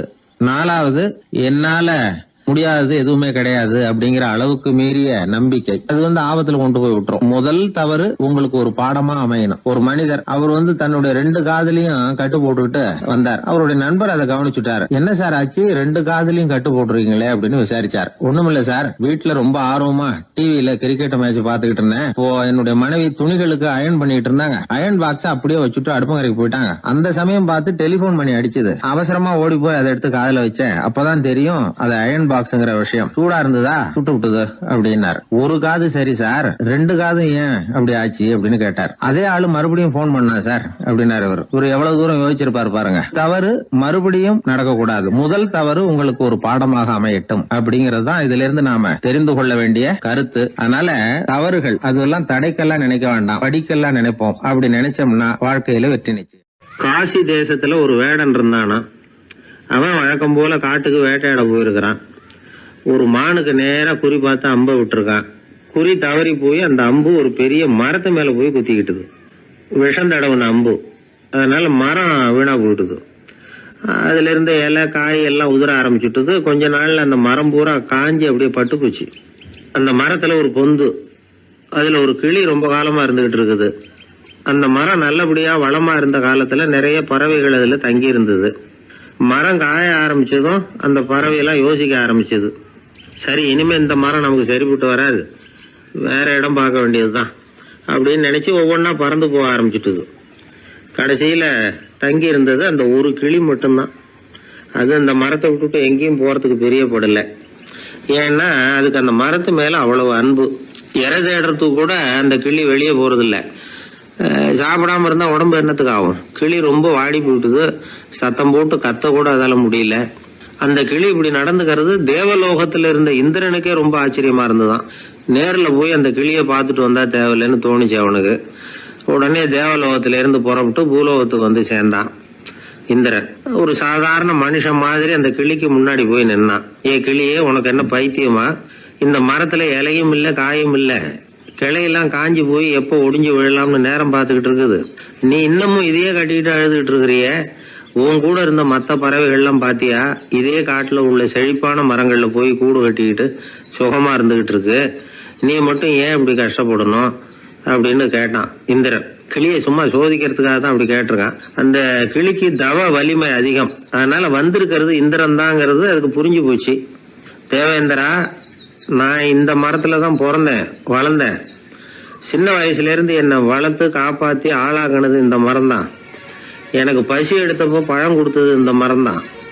எனக்கு ஆபத்து வந்தப்போ அடைக்கலம் கொடுத்தது இந்த மரம் தான். இப்போ இந்த மரம் கஷ்ட திசையில இருக்குது. இந்த நேரத்துல நான் மட்டும் நல்லா இருந்தா போதும்னு நினைக்கலாமா? அது சுயநலம் இல்லையா? இப்படி இது துன்பப்படுற காலத்துல நானும் இது கூட இருந்து துன்பத்தை சகிச்சுக்கிறது தான் நியாயம். உதவி செஞ்சவங்களை உதறி தள்ளுறது நல்லது இல்லைங்கிறது உங்களுக்கே தெரியும். என்னோட நல்ல விரதத்தை குலைக்கிறது மாதிரி அல்லவா இருக்குது நீங்க சொல்றது. தேவர்களுக்கு ஏற்படுற சந்தேகங்களையே தீர்த்து வைக்கக்கூடிய நிலைமையில இருக்கிற நீங்க எனக்கு இப்படி உபதேசம் பண்ணலாமா அப்படின்னு கேட்டுதான் கிளி. இந்திரனுக்கு ரொம்ப மகிழ்ச்சி. இத கேட்டதும், கிளியே, நண்பர்கள்னா உன்ன மாதிரி இருக்கணும். பொதுவா ஒருத்தர் நல்லா இருக்கிறப்போ அவரை சுத்தி நிறைய பேர் இருப்பாங்க. அவர் கொஞ்சம் வீணா போயிட்டா அத்தனை பேரும் ஓடி போடுவாங்க. நீ அது மாதிரி இல்ல. சுகத்தையும் துக்கத்தையும் சமமா எடுத்துக்கிட்ட. உன்னை பாராட்டுறேன். உனக்கு விருப்பமான வரம் ஏதாவது கேளு தரேன் அப்படின்னாராம் இந்திரன். கிளி என்ன வரம் கேட்டது தெரியுமா? இந்த மரம் மறுபடியும் முன்னாடி இருந்தது மாதிரியே இலை பூ கனிகளோட செழிப்பா இருக்கணும் அப்படின்னு கேட்டுக்கிட்டு தான். அப்படியே தந்தேன்னாரு இந்திரன். அடுத்த வினாடியே மரம் முன்னாடி இருந்ததை விட செழிப்பா பூத்து குலுங்க ஆரம்பிச்சுட்டுது. அந்த கிளியும் ரொம்ப நாள் சந்தோஷமா வாழ்ந்துட்டு அதுக்கப்புறம் இந்திரலோகம் போய் சேர்ந்துதான். மகாபாரதத்துல பீஷ்மர் தர்மருக்கு இந்த கதையை சொல்றார். மற்றவர்கள் துன்பப்படுறப்போ இந்த கிளி மாதிரி எவன் பரிவு கொள்றானோ அவன் மேன்மை அடையிறது நிச்சயம் அப்படின்னு அவர் சொல்றார். சரி, அந்த கதையை இந்த சமயத்துல எதுக்கு சொல்லணும் அப்படின்னா, வயசான காலத்துல அம்மா அப்பாவை கவனிக்காத பிள்ளைங்க காதல இது விழட்டுமேங்கிறதுக்காக தான். மத்தவங்க துன்பப்படுறப்போ பரிவு காட்டினாலே அந்த அளவுக்கு மேன்மை கிடைக்கும்னா, பெத்தவங்க துன்பப்படுறப்போ பரிவு காட்டினா எந்த அளவுக்கு மேன்மைங்கிறத நினைச்சு பார்க்கணும். ஒரு வயசான அப்பா தன்னோட பிள்ளைய பத்தி ரொம்ப மெச்சுக்கிட்டார். என் பிள்ளை எப்பவும் புத்திசாலித்தனமா குடும்பம் நடத்துறான். அவன் சம்சாரம் கோவிச்சுக்கிட்டு பிறந்த வீட்டுக்கு போற அளவுக்கு அவன் நடந்துகிட்டதே இல்லை அப்படின்னார். அப்படிங்களான்னு கேட்டோம் ஆச்சரியமா. ஆமாங்க, ஏன்னா இவனே அவங்க வீட்டுக்கு போய் வீட்டோட மாப்பிள்ளையா தங்கிக்கிட்டான் அப்படின்னார். இவெல்லாம் எந்த காலத்துல அப்பா அம்மாவை காப்பாத்துற? ஒரு ஊர்ல 2 சகோதரர்கள், அதாவது அண்ணனும் தம்பியும். அந்த 2 பேர்ல அண்ணனுக்கு கல்யாணம் ஆயிட்டுது, தம்பிக்கு கல்யாணம் ஆகல. வேணாம்னு இருந்துட்டான். அவங்க 2 பேருக்குமே சொந்தமா கொஞ்சம் நிலம் இருந்தது. அது எப்படிப்பட்ட நிலம்னா நல்ல விளையக்கூடிய நிலம். அப்பா விட்டுட்டு போன சொத்து. தனித்தனியா விவசாயம் பண்ணிட்டு இருக்கிறாங்க. அண்ணங்காரன் கல்யாணம் ஆனவன். அவன் என்ன நினைப்பான்னா, நமக்கு மனைவி மக்கள் இருக்கிறாங்க, அதனால கடைசி காலத்துல நம்மளை காப்பாத்துறதுக்கு பிள்ளைங்க இருக்கிறாங்க, அதாவது முதுமையில நமக்கு பாதுகாப்பு உண்டு. ஆனா என் தம்பிக்கு தான் யாருமே இல்ல. அவன் கல்யாணமே பண்ணிக்கல, தனி ஆள். அவனுக்கு வயசானா அவனை கவனிக்கிறதுக்கு யாருமே இல்லையே. அதனால அவன் தான் அதிகமா பணம் சேர்க்கணும். அதுக்கு நாம தான் எப்படியாவது உதவி பண்ணணும் அப்படின்னு அண்ணங்காரன் நினைப்பான். அதுக்காக என்ன செய்யலாம்னு யோசனை பண்ணுவான். ஒரு நாள் ராத்திரி ஒரு சாக்கு நிறைய நெல்லை போட்டு எடுத்து கட்டிட்டான். கட்டி தூக்கிட்டு போறான். தம்பி வீட்டுக்கு பின்பக்கம் இருந்த களஞ்சியத்துல நெல்லை கொட்டிவிட்டு பேசாம திரும்பி வந்துட்டான். அவனுக்கு தெரியாம இதை செஞ்சுட்டான். ஏன்னா தம்பி கிட்ட நேரடியா கொடுத்தா வாங்கிக்க மாட்டான். அதனால இப்படி ரகசியமா போய் அவனுக்கு தெரியாமலே அவன் வீட்டு களஞ்சியத்துல தானியத்தை கொட்டி விட்டு திரும்பி வந்துட்டான். இதே மாதிரி அடிக்கடி பண்ணிட்டு இருக்கிறான் அவனுக்கு தெரியாம. ஆனா இதே நேரத்துல தம்பிக்காரன் என்ன யோசனை பண்ணான் தெரியுமா? நாம தனி ஆளு, ஆனா அண்ணன் குடும்பம் பெருசு, அதனால எனக்கு அதிகமா எதுவும் தேவையில்லை, அண்ணனுக்கு தான் தேவை அதிகம். குடும்பத்துல உள்ளவங்களை எல்லாம் காப்பாத்தணும், அவருக்கு தான் நாம ஏதாவது உதவி பண்ணணும்னு நினைச்சான். இவனும் அதே மாதிரி யோசனை பண்ணான். நேர்ல கொடுத்தா அவர் எதுவும் வாங்கிக்க மாட்டார், அதனால எப்படியாவது வேற வழியில தான் நாம அவருக்கு உதவி செய்யணும்னு யோசனை பண்ணான். அதனால இவனும் ராத்திரியோட ராத்திரியா ஒரு சாக்கு நிறைய தானியத்தை கொட்டி கட்டி எடுத்துக்கிட்டான். அண்ணனோட களஞ்சியத்துல கொட்டி விட்டு கம்முன்னு திரும்பி வந்துட்டான். இதே மாதிரி இவனும் அடிக்கடி செஞ்சுக்கிட்டு இருந்தான். அதாவது அண்ணன் நல்லா இருக்கணுமேன்னு நினைச்சு தம்பிக்காரன் கொண்டாந்து தானியத்தை கொட்டுறான், தம்பி நல்லா இருக்கணுமேன்னு நினைச்சு அண்ணங்காரன் கொண்டாந்து தானியத்தை கொட்டுறான். இது ஒருத்தருக்கு ஒருத்தர் தெரியாம தொடர்ந்து நடந்துகிட்டு இருக்குது. ஒரு நாள் என்னாச்சு தெரியுமா? நடு ராத்திரி அண்ணங்காரன் எழுந்திரிச்சான். வழக்கம் போல நெல்லு மூட்டையை தூக்கிட்டு தம்பி வீட்டுக்கு போறான். அதே நேரம் தம்பியும் எழுந்திரிச்சான். நெல்லு மூட்டையை தூக்கிட்டு அண்ணன் வீட்டுக்கு போறான். 2 தெருவும் சந்திக்கிற ஒரு இடத்துல 2 பேரும் மோதிக்கிட்டாங்க. அதுக்கப்புறம் தான் நிமிந்து பாக்குறாங்க யாருன்னு. அடடே தம்பி நீயா அண்ணா அவன், ஆமா அண்ணே நீங்களா அண்ணா இவன். ரொம்ப காலமா ரகசியமா நடந்துகிட்டு இருந்தது என்னங்கிற விஷயம் அப்பதான் அந்த இடத்துல 2 பேருக்குமே புரிஞ்சுது. இது நடந்து ரொம்ப காலம் கழிச்சு அந்த ஊர்ல கோயில் கட்டுறதுக்கு ஒரு இடம் தேடினாங்களாம். ஒரு புனிதமான இடம் தேவை, நம்ம ஊர்ல அப்படிப்பட்ட இடம் எதுன்னு எல்லாரும் யோசனை பண்ணாங்களாம். எல்லாரும் ஒரு மனதா முடிவு பண்ண இடம் எது தெரியுமா? அந்த அண்ணனும் தம்பியும் நடு ராத்திரியில சந்திச்சுக்கிட்ட அந்த இடம் தான். அதுதான் புனிதமான இடம் அப்படின்னு முடிவு பண்ணாங்க. அந்த இடத்துலதான் கோயிலையும் கட்டினாங்களாம். கடவுளை வணங்குகிறவர் வணங்காதவர் அப்படிங்கிற அடிப்படையில சமயத்தை கண்டறிவதில்லை. அன்பு செலுத்துகிறவர் செலுத்தாதவர் அப்படிங்கிற 2 வகையினரில் தான் சமயம் கண்டறியப்படுகிறது அப்படிங்கிறது பெரியவர்கள் கருத்து. இந்த காலத்துல எல்லாம் சகோதர பாசம் இப்படியா இருக்குது. ஒருத்தன் சொன்னான், எங்க வீட்டுல பங்கு பிரிச்சு போ, எனக்கு எதுவுமே வேணாம், எல்லாத்தையும் எங்க அண்ணன்கிட்டயே கொடுத்துருங்கன்னு சொல்லிவிட்டேன் அப்படின்னா ரொம்ப பெருமையா. பரவாயில்லையே, உங்க அப்பா விட்டுட்டு போனது எவ்வளவு இருக்கும்னு. அது என்ன சுமாரா ஒரு 50,000 இருக்கும்னா. என்ன சொத்தான்னு கேட்டேன். இல்லைங்க கடன் அப்படின்னா. அதனாலதான் கடன் இருக்குங்கிறதுனாலதான் அண்ணன்கிட்டயே கொடுத்துருங்க அப்படின்னு தாராளமா சொல்லிவிட்டு வந்திருக்கிறான். இப்படி இருக்குது சகோதர பாசம். ஆனா பாசம்ங்கிறது ரொம்ப உயர்வானது. அது அண்ணன் தம்பிகள் எப்படி இருக்கணும் அப்படிங்கறதுக்கு அந்த அபூர்வ சகோதரர்கள் ஒரு உதாரணம். குடும்பத்துல மற்றவர்கள்ட்ட நேசத்தோடையும் பாசத்தோடையும் பழகினாதான் வாழ்க்கை இனிமையா அமையும். கல்யாணத்துக்கு போயிருந்தியே எப்படி இருந்ததுன்னு கேட்டார் ஒருத்தர். எப்படி இருந்தது? சாப்பாடு சரியில்லை, சாம்பார்ல உப்பு பத்தல, இப்படி அடுக்கிக்கிட்டே போனார் அடுத்தவர். இது ஒரு மனித சுபாவம். எப்பவுமே எதிர்மறையான செய்திகளை பேசுறதுலதான் மனிதனுக்கு ஆர்வம் அதிகம். எது சரியில்லைங்கிறத சொல்றதுக்கு தான் அவன் ஆசைப்படுறான். எது சரியா இருந்ததுங்கிறத சொல்றதுக்கு அவன் ஆசைப்படுறது இல்ல. இப்ப எல்லாரும் சொல்லுவாங்களே, ஒரு பெரிய வெள்ளைத்தாள்ல நடுவுல ஒரு சின்ன கருப்பு புள்ளிய வைங்க, அத ஒருத்தர்கிட்ட காட்டி இது என்னன்னு கேட்டா கருப்பு புள்ளின்னு தான் சொல்லுவார். ஒரு சின்ன கருப்பு புள்ளியத்தான் அவர் கவனிக்கிறார். அந்த புள்ளியை சுற்றி இருக்கிற விசாலமான வெள்ளை பகுதியை அவர் கவனிக்கிறது இல்ல. இது மனித இயல்பு. ஒரு கண்ணாடி முன்னாடி போய் நிக்கிறோம், முகத்தை பாக்குறோம், கொஞ்சம் யோசனை பண்ணி பாருங்க. முகத்துல நமக்கு பிடிக்காத பகுதியை தான் முதல்ல கவனிப்போம். கன்னத்துல ஒரு பரு இருந்ததுன்னா அதுதான் முதல்ல நம்ம கண்ணுல படும். கருப்பா ஒரு மச்சம் இருந்தா அதைத்தான் நாம முதல்ல கவனிக்கிறோம். ஒரு சின்ன காயம் இருந்ததுன்னா ரொம்ப கவனிச்சு கூர்ந்து பாக்குறோம். அதை சுற்றி இருக்கிற அழகான பகுதிகள் எல்லாம் அதுக்கு அப்புறம் தான். அவ்வளவு தூரத்துக்கு ஏன்?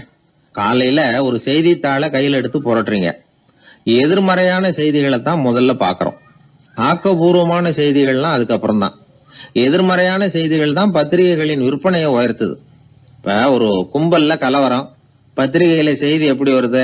கலவரத்துல 10 பேர் உயிரிழந்தார்கள் அப்படின்னு தான் வரும். அந்த கலவரத்துல 918 பேர் உயிரோடு திரும்பி போனார்கள் அப்படின்னு போடுறது இல்ல. எத்தனை பேர் இறந்து போனாங்க அப்படிங்கிறது தான் பத்திரிகைக்கு முக்கியம். ஏன்னா மனித மனம் அதை தான் கவனிக்குது. பாதகமான செய்திகளே பத்திரிகைகள்ல அதிகமா வருது, எதிர்மறையான செய்திகளுக்கு தான் அதிக முக்கியத்துவம் கொடுக்கப்படுது. இதனால என்ன ஆகுது தெரியுமா? இந்த உலகத்துல எங்க பார்த்தாலும் கொலையும் கொள்ளையும் விபத்தும் உயிரிழப்பும் தான் நடந்துகிட்டு இருக்கு அப்படிங்கறது மாதிரி ஒரு பிரமை. இந்த உலகத்துல மகிழ்ச்சிகளை எல்லாம் நாம மறந்துடுறோம். வாழ்வின் வெளிச்சங்களை எல்லாம் நாம இழந்துடுறோம். இன்னைக்கு விமான விபத்துல 214 பேர் உயிரிழந்தார்கள் அப்படிங்கிறது எதிர்மறையான செய்தி. இன்று விமானம் மூலமாக 2 லட்சம் பேர் சௌக்கியமாக பயணம் செய்தார்கள் அப்படிங்கிறது நேரடியான செய்தி. ஆனாலும் செத்ததுதான் செய்தியா வரும். சௌக்கியமா போனவங்களை பத்தி வெளியில தெரியாது. வாழ்க்கையின் சாதகமான அம்சங்கள்ல கவனம் செலுத்துறதுக்கு நாம கத்துக்கணும். இந்த உலகத்துல நாம மகிழ்ச்சியா இருக்கிறதுக்கு எவ்வளவோ விஷயங்கள் உண்டு. அதெல்லாம் கவனிச்சு பாக்குறதுக்கு நாம கத்துக்கணும். ஒரு நாள் பூராவும் நல்லா நடந்துகிட்டு இருப்பீங்க, ஏதோ ஒரு நேரத்துல வாழைப்பழத்தோல்ல காலை வச்சிருப்பீங்க, வழிக்கு விழுந்துட்டீங்க. வழிக்கு விழுந்ததுதான் நமக்கு பெருசா தெரியும். நாலு பூரா நாம நல்லா நடந்துகிட்டு இருந்தோமே அப்படிங்கறது தெரியாது பெருசா. நமது பலம் என்னங்கறதுலதான் அதிக கவனம் தேவை. தோல்வி மனப்பான்மை இது நெகட்டிவ் ஆட்டிடியூட்ஸ். தாழ்வு மனப்பான்மை நெகட்டிவ் செல்ஃப் இமேஜ். எதிர்மறையாவே நினைக்கிறது பேசுறது அப்படிங்கிற குணத்தை மாத்திக்காதவன் எந்த காலத்திலயும் முன்னேற முடியாது. அப்படிப்பட்டவன் வெற்றிகரமான மனிதனும் கிடையாது. ஆகையினால வாழ்க்கையில வெற்றி பெற விரும்புகிறவர்கள் எதிர்மறை மனோபாவத்தை மாற்றிக்கொள்ளுங்கள். நெகட்டிவ் விஷயங்கள்ல இருந்து உங்க கவனத்தை திருப்புங்க. பாசிட்டிவ் விஷயங்கள்ல கவனத்தை செலுத்துங்கள். ஒரே விஷயத்த கூட சில பேர் பாசிட்டிவா எடுத்துக்குவாங்க, சில பேர் நெகட்டிவா எடுத்துக்குவாங்க. ஒரு சத்திரத்துல 2 சாமியார்கள் சந்திச்சுக்கிட்டாங்களாம். தங்களுடைய சொந்த கதைகளை அவங்க பேசிக்கிட்டாங்க. ஒரு சாமியார் சொன்னார், எனக்கு சம்சாரம் இல்ல, அதனாலதான் நான் சாமியார் ஆயிட்டேன் அப்படின்னாரு. இன்னொருத்தர் சொன்னார், எனக்கு சம்சாரம் இருக்கா, அதனால நான் சாமியார் ஆயிட்டேன் அப்படின்னார். அதனால வாழ்க்கைய அவரவர்கள் பார்க்கிற பார்வை வேற வேற மாதிரி.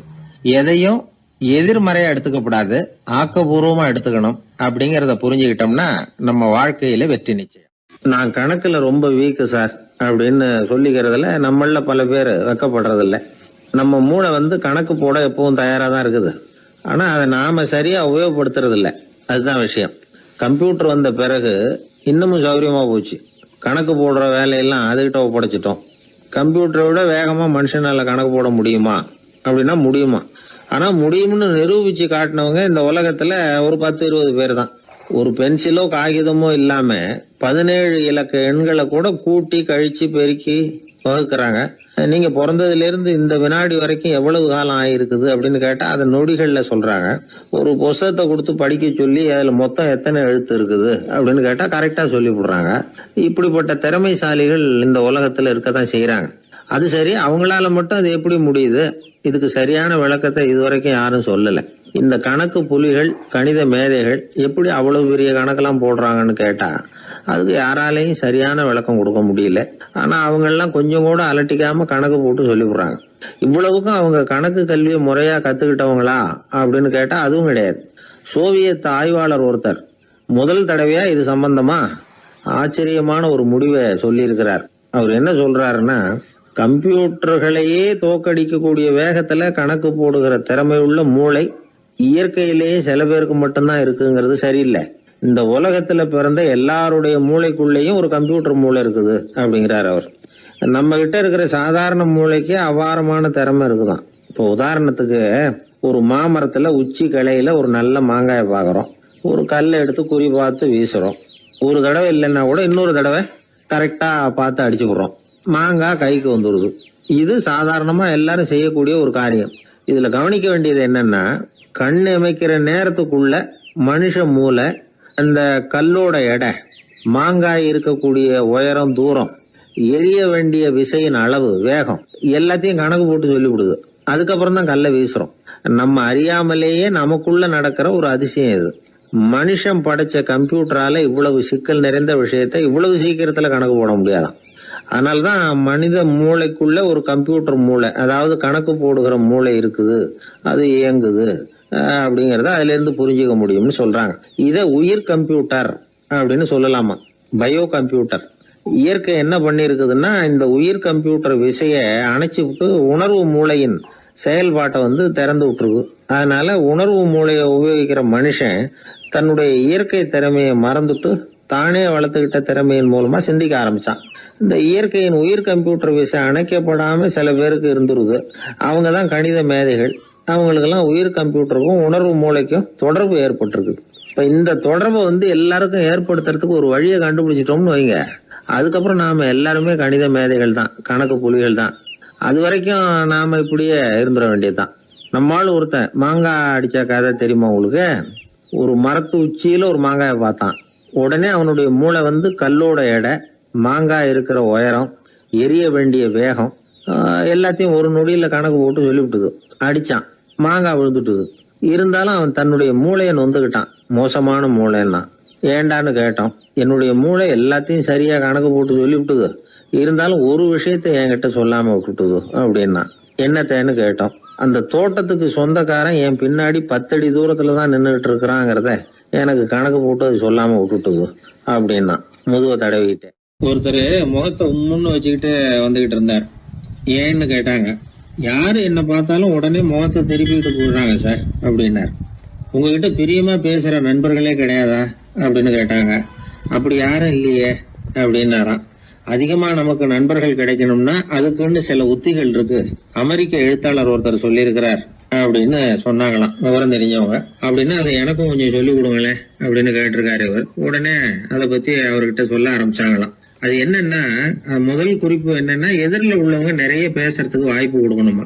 நம்ம பத்தியே பேசிட்டு இருக்க கூடாதான். அவரு பேசுற விஷயம் எதுவா இருந்தாலும் ஆமா நல்லது அப்படின்னு சொல்லி ஏத்துக்கணுமா. இது ஒரு குறிப்பு. 2வது குறிப்பு என்னன்னா, கூடுமான வரைக்கும் யாருகிட்டயும் அனாவசியமா வாதம் பண்ணிட்டு இருக்க கூடாது. 3வது குறிப்பு என்னன்னா, எந்த பிரச்சனையையும் அடுத்தவங்க கண்ணோட்டத்திலேயே பார்க்கணும், நம்ம கண்ணோட்டத்திலேயே பார்த்துட்டு இருக்க கூடாது. எப்பவுமே அடுத்தவங்க மனோபாவத்தை நாம புரிஞ்சு வச்சிருந்தோம்னா நம்மள யாராலையும் ஜெயிக்க முடியாது. 4வது குறிப்பு என்னன்னா, ஒருத்தர்கிட்ட பேச ஆரம்பிக்கிறப்பவே இயல்பா அன்பா ஆரம்பிக்கணும். உதாரணத்துக்கு, இந்த சட்டை உங்களுக்கு ரொம்ப பொருத்தமா இருக்குதே அப்படின்னு சொல்லி ஆரம்பிக்கலாம். அதை விட்டுட்டு, அன்னைக்கு என்ன சார் என்ன அம்போன்னு விட்டுட்டு அப்படி ஆயிட்டீங்க அப்படின்னு ஆரம்பிக்க கூடாதான்.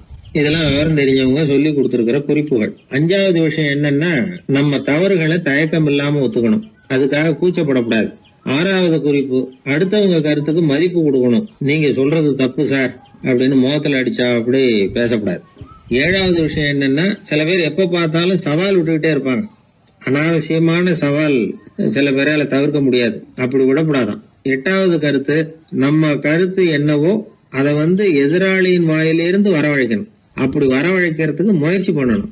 இது ஒரு முக்கியமான கருத்து. அப்புறம் 9வது குறிப்பு என்னன்னா, நம்ம யோசனைய புதிய முறையில சொல்லி பார்க்கலாம்.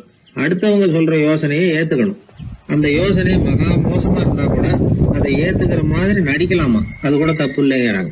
10வது குறிப்பு ரொம்ப முக்கியமானது. அதாவது அனாவசியமா பொய் சொல்லக்கூடாது.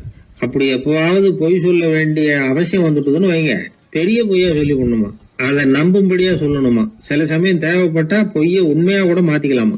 அது எப்படி பொய்ய உண்மையா மாத்திக்கிறது அப்படின்னா, இப்ப எனக்கு கார் ஓட்ட தெரியும்னு நண்பர்கள் கிட்ட பொய் சொல்லியாச்சு. நண்பர்கள் நிஜமாவே ஒரு காரை கொடுத்து ஓட்டுன்னு சொல்றதுக்கு முன்னாடி ஏதாவது ஒரு டிரைவிங் ஸ்கூல்ல சேர்ந்து கார் ஓட்டுறதுக்கே கத்துக்கிறது. இது ஒரு உதாரணம்.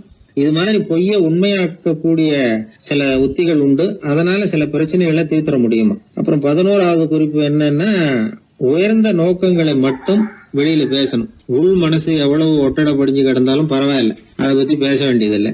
12வது குறிப்பு சொல்றாங்க, சிறந்த நல்ல நண்பர்களை தேடிதான் பெற வேண்டியிருக்கும், அவ்வளவு சுலபமா கிடைச்சிட மாட்டாங்க அப்படின்னு சொல்றாங்க. இவ்வளவு குறிப்புகளும் அமெரிக்க நிபுணர் ஒருத்தர் சொல்லி வச்சிருக்கிறார். இப்படி எல்லாம் நடந்துகிட்டா நமக்கு நல்ல நண்பர்கள் கிடைப்பாங்களாம். முயற்சி பண்ணி பார்க்கணும். இந்த காலத்துல எல்லாம் எத்தனையோ விதமான நண்பர்கள் உண்டு. ஒருத்தர் ரொம்ப கவலையோட நின்னுகிட்டு இருந்தார். கண்ணு கலங்கி இருந்தது. ஏன் இப்படி கவலையோட நின்னுகிட்டு இருக்கிறீங்க அப்படின்னு கேட்டோம்.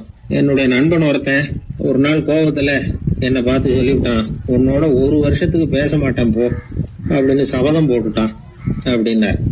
அதுக்காகவா இப்படி கவலைப்பட்டுக்கிட்டு கண் கலங்கி நிக்கிறீங்க அப்படின்னு கேட்டோம். இதுக்கு அவரு சொன்னார், நான் அதுக்காக கவலைப்படல சார், அந்த 1 வருஷ கெடு என்னையோட முடியுது, அதை நினைச்சுதான் கவலைப்படுறேன், கண்ணீர் விடுறேன் அப்படின்னாராம் சோகமா.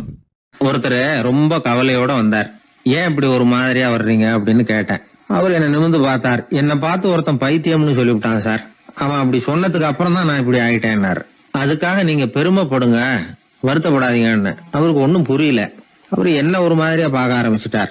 நான் உடனே ஓஷோ சொல்லி இருக்கிற சில கருத்துக்களை அவர்கிட்ட எடுத்து சொன்னேன். இத பாருங்க, இந்த உலகத்துல பல பெரிய மேதாவிகள்லாம் சாதாரண மக்கள் கண்ணுக்கு பைத்தியமா தான் தெரிஞ்சிருக்கிறாங்க அப்படின்னு விவரத்தை சொன்னேன். ஏன்னா மத்தவங்க மாதிரி அவங்க கவலைப்படுறது இல்ல, எதுக்கும் இறுக்கம் அடையறது இல்ல, சாவை கண்டு பயப்படுறது இல்ல, அற்பமான மகிழ்ச்சிக்கு ஆசைப்படுறது இல்ல. அவங்க முழுமையா வாழறாங்க. மத்தவங்கள இது பாதிக்குது. ஏன்னா இவங்களால அவங்க மாதிரி அலட்டிக்காம இருக்க முடியறது இல்ல. அதனால வெறுக்க ஆரம்பிச்சு விடுறாங்க.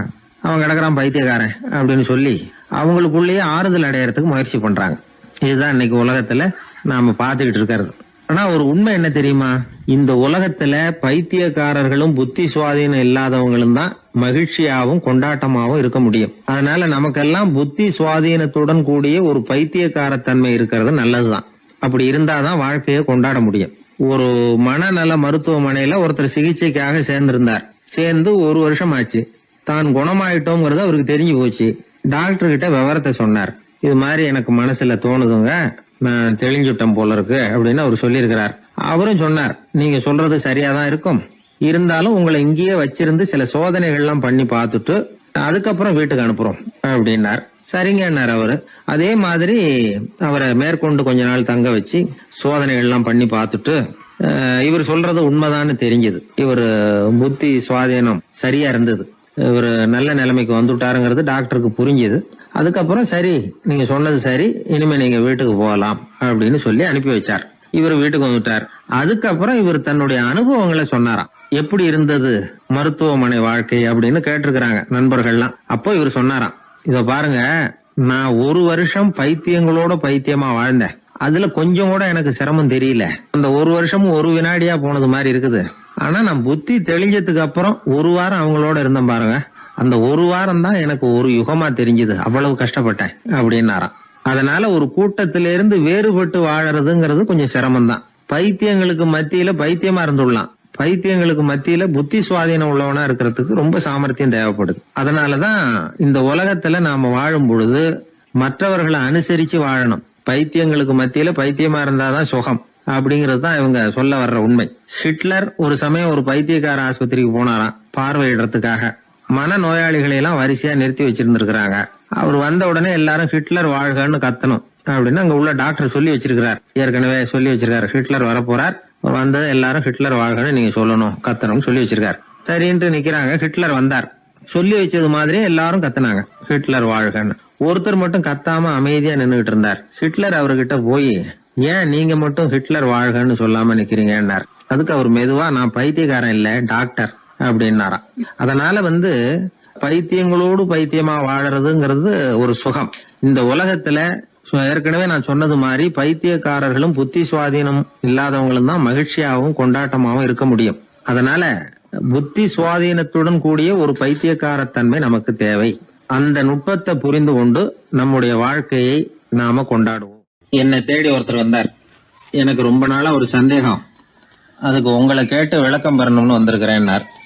என்ன உங்க சந்தேகம்னு கேட்டேன். யாரு என்ன பார்த்தாலும் உடனே முகத்தை திருப்பிட்டு போடுறாங்க சார், அதுக்கு என்ன காரணம்னு எனக்கு தெரியல, அதுதான் உங்களை கேட்டு தெரிஞ்சுக்கலாம்னு வந்திருக்கிறேன்னார். உங்களுக்கே தெரியலன்னா எனக்கு எப்படி தெரியும்னு, இருந்தாலும் உங்களுக்கு அனுபவம் இருக்குமேன்னார்.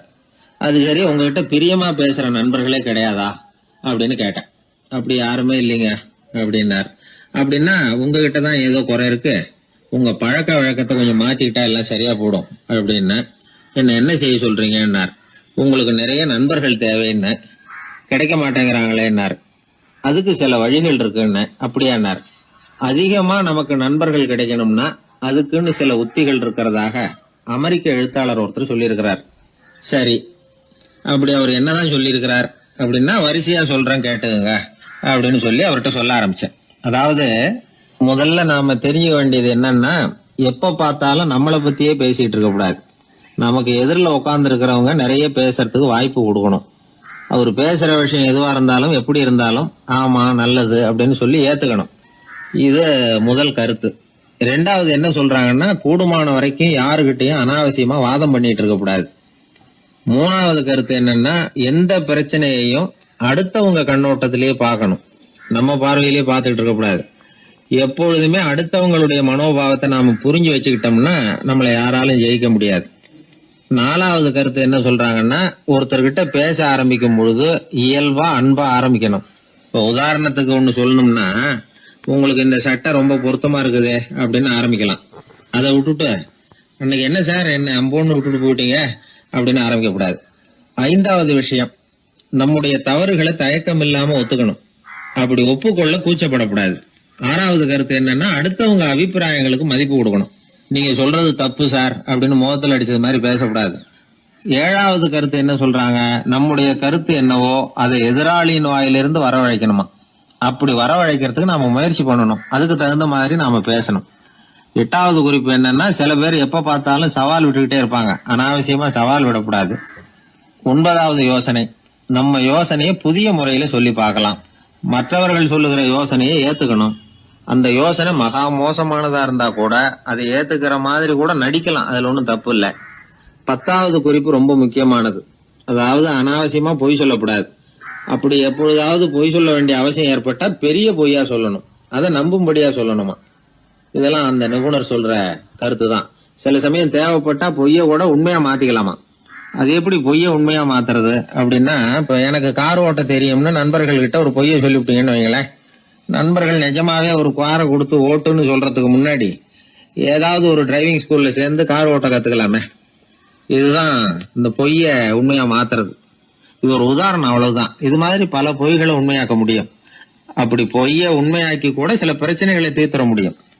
11வது குறிப்பு என்ன சொல்லுதுன்னா, உயர்ந்த நோக்கங்களை மட்டுமே வெளியில பேசணும். உள் மனசு எவ்வளவு ஒட்டடை படிஞ்சு கிடந்தாலும் பரவாயில்ல. 12வது குறிப்பு, நல்ல நண்பர்களை தேடித்தான் பெறணும், அவங்க அவ்வளவு சுலபமா கிடைச்சிட மாட்டாங்க. இவ்வளவும் அனுபவசாலிகள் சொல்லி இருக்கிற குறிப்புகள். இந்த ஆலோசனைகளின்படி நடந்தா நமக்கு நல்ல நண்பர்கள் கிடைப்பாங்க. அதுக்கப்புறம் நமது வாழ்க்கை வெற்றி இருக்கிற திசையை நோக்கி வேகமா நகர ஆரம்பிக்கும். இந்த காலத்திலேயே நல்ல நண்பர்கள்லாம் எத்தனையோ பேர் உண்டு. ஒருத்தர் ரொம்பவும் கவலையோட நின்றுகிட்டு இருந்தார். கண்கள் கலங்கி போயிருந்தது. கிட்டத்தட்ட அழுதுகிட்டு இருந்தார். ஏன் சார் இப்படி அழறீங்க, என்ன ஆச்சு உங்களுக்குன்னு கேட்டேன். ஒரு மெதுவா கண்ணை தொடச்சிக்கிட்டு, என்னுடைய நண்பன் ஒருத்தன் ஒரு நாள் கோவத்துல என்னை பார்த்து உன்னோட 1 வருஷத்துக்கு பேச மாட்டேன் போன்னு சொல்லிவிட்டான், சபதம் போட்டுட்டான் அப்படின்னாரு. அதுக்காக இப்படி கவலைப்படுறீங்கன்னு கேட்டேன். அவரு சொன்னார், நான் அதுக்காக கவலைப்படல சார், அந்த 1 வருஷ கேடு என்னோட முடியுது, நான் அதை நினைச்சு எழுதிட்டு இருக்கிறேன் அப்படின்னா. இப்படிப்பட்ட நண்பர்களும் உண்டு. அதனால நல்ல நண்பர்களா பார்த்து நமக்கு சேர்த்துக்கிட்டோம்னா நம்ம வாழ்க்கையில எந்த முயற்சி எடுத்தாலும் அதுல சுலபமா வெற்றி கிடைக்கும். 11ஆம் நூற்றாண்டுல ஒரு புகழ்பெற்ற இறைநேச செல்வர் வாழ்ந்து வந்தார். அவர் பேரு அப்துல்லா ஹிஸ் சௌமை. இப்போ சோவியத் ரஷ்யாவில் உள்ள ஜீலான்கிற நகரத்தோட புறநகர் பகுதியில நீப்புன்னு ஒரு ஊர், அங்கதான் அவர் இருந்தார்.